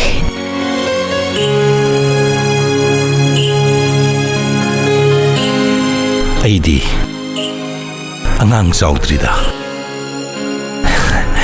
ꯌꯨꯝ ꯈꯔ ꯊꯦꯡꯅ ꯄꯥꯜꯂꯨꯔꯦ.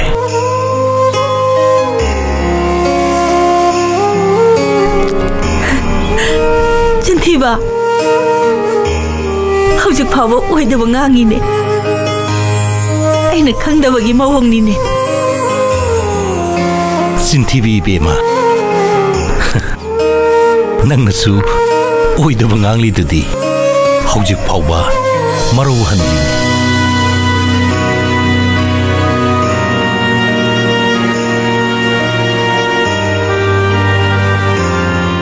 ꯉꯁꯤ ꯐꯥꯎꯕ ꯑꯩꯒꯤ ꯂꯦꯞꯈꯤꯕ ꯈꯣꯡꯐꯝ ꯍꯣꯡꯗ꯭ꯔꯤ. ꯃꯇꯝ ꯄꯨꯝꯕꯗ ꯍꯜꯂꯛꯈꯤꯅꯤ ꯊꯥꯖꯅ ꯉꯥꯏꯔꯝꯕ ꯃꯤꯁꯛꯇꯣ ꯉꯥꯏꯔꯛꯂꯤ. ꯑꯁꯨꯛ ꯀꯨꯏꯅ ꯁꯤꯟꯊꯔꯛꯄ ꯑꯩꯒꯤ ꯄꯤꯁꯦ ngasi haraw nungay piga yan sinakre.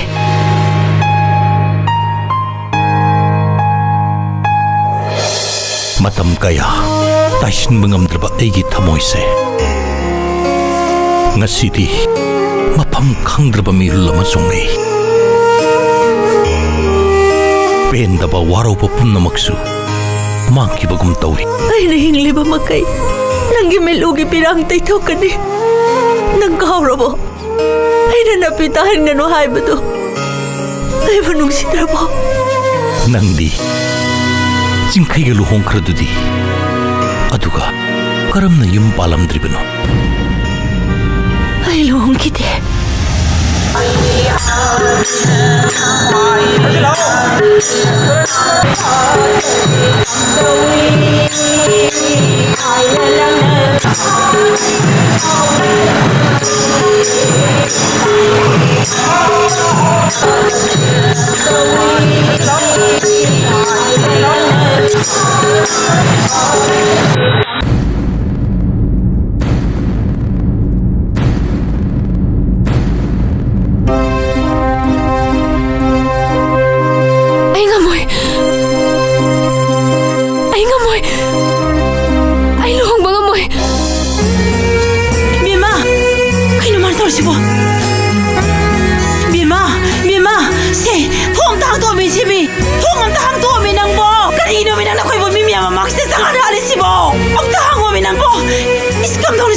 Ay hay ke se bema pang lai se thong do se isan ne pen da do ipa da hayo se thong se ma ibu ai mta ko je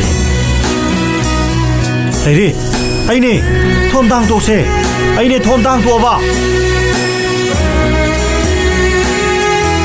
abo ai wari inta saru ke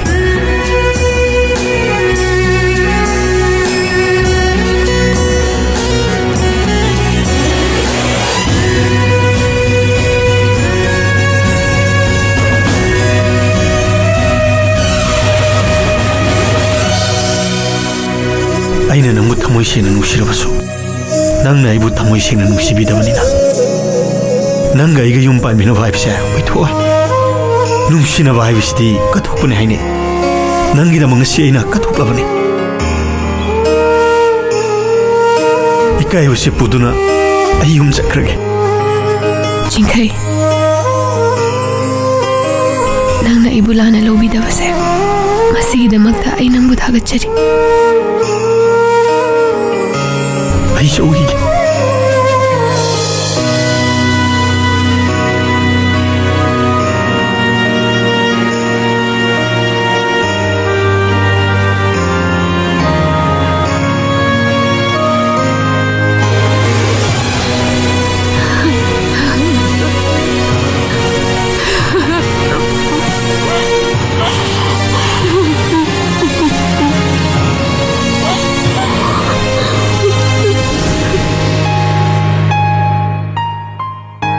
ꯅꯪꯒꯤ ꯄꯥꯎ ꯄꯦꯄꯔꯗ ꯌꯧꯔꯛꯈꯤ ꯑꯗꯨꯒ ꯀꯔꯝꯅ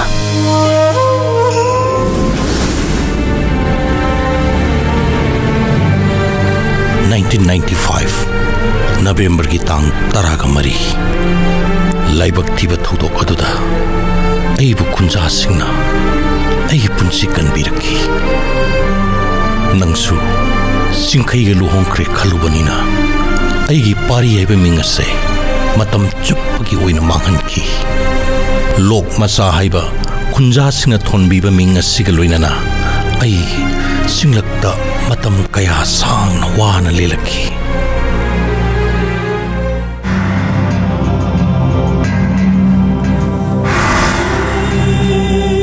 ꯗꯥꯄꯥꯔꯤꯌꯥ ꯑꯩꯈꯣꯏ ꯅꯦꯝꯕꯣꯛꯇꯣ ꯃꯇꯥ ꯑꯃꯅꯦ ꯅꯣꯡ ꯐꯥꯗꯣꯛ ꯈꯛ ꯏꯄꯥꯝꯗ ꯂꯥꯛꯆꯕꯁꯤꯗ 이분과 헤이세 뺀나 자민나바 파고 방지대 짤로키게거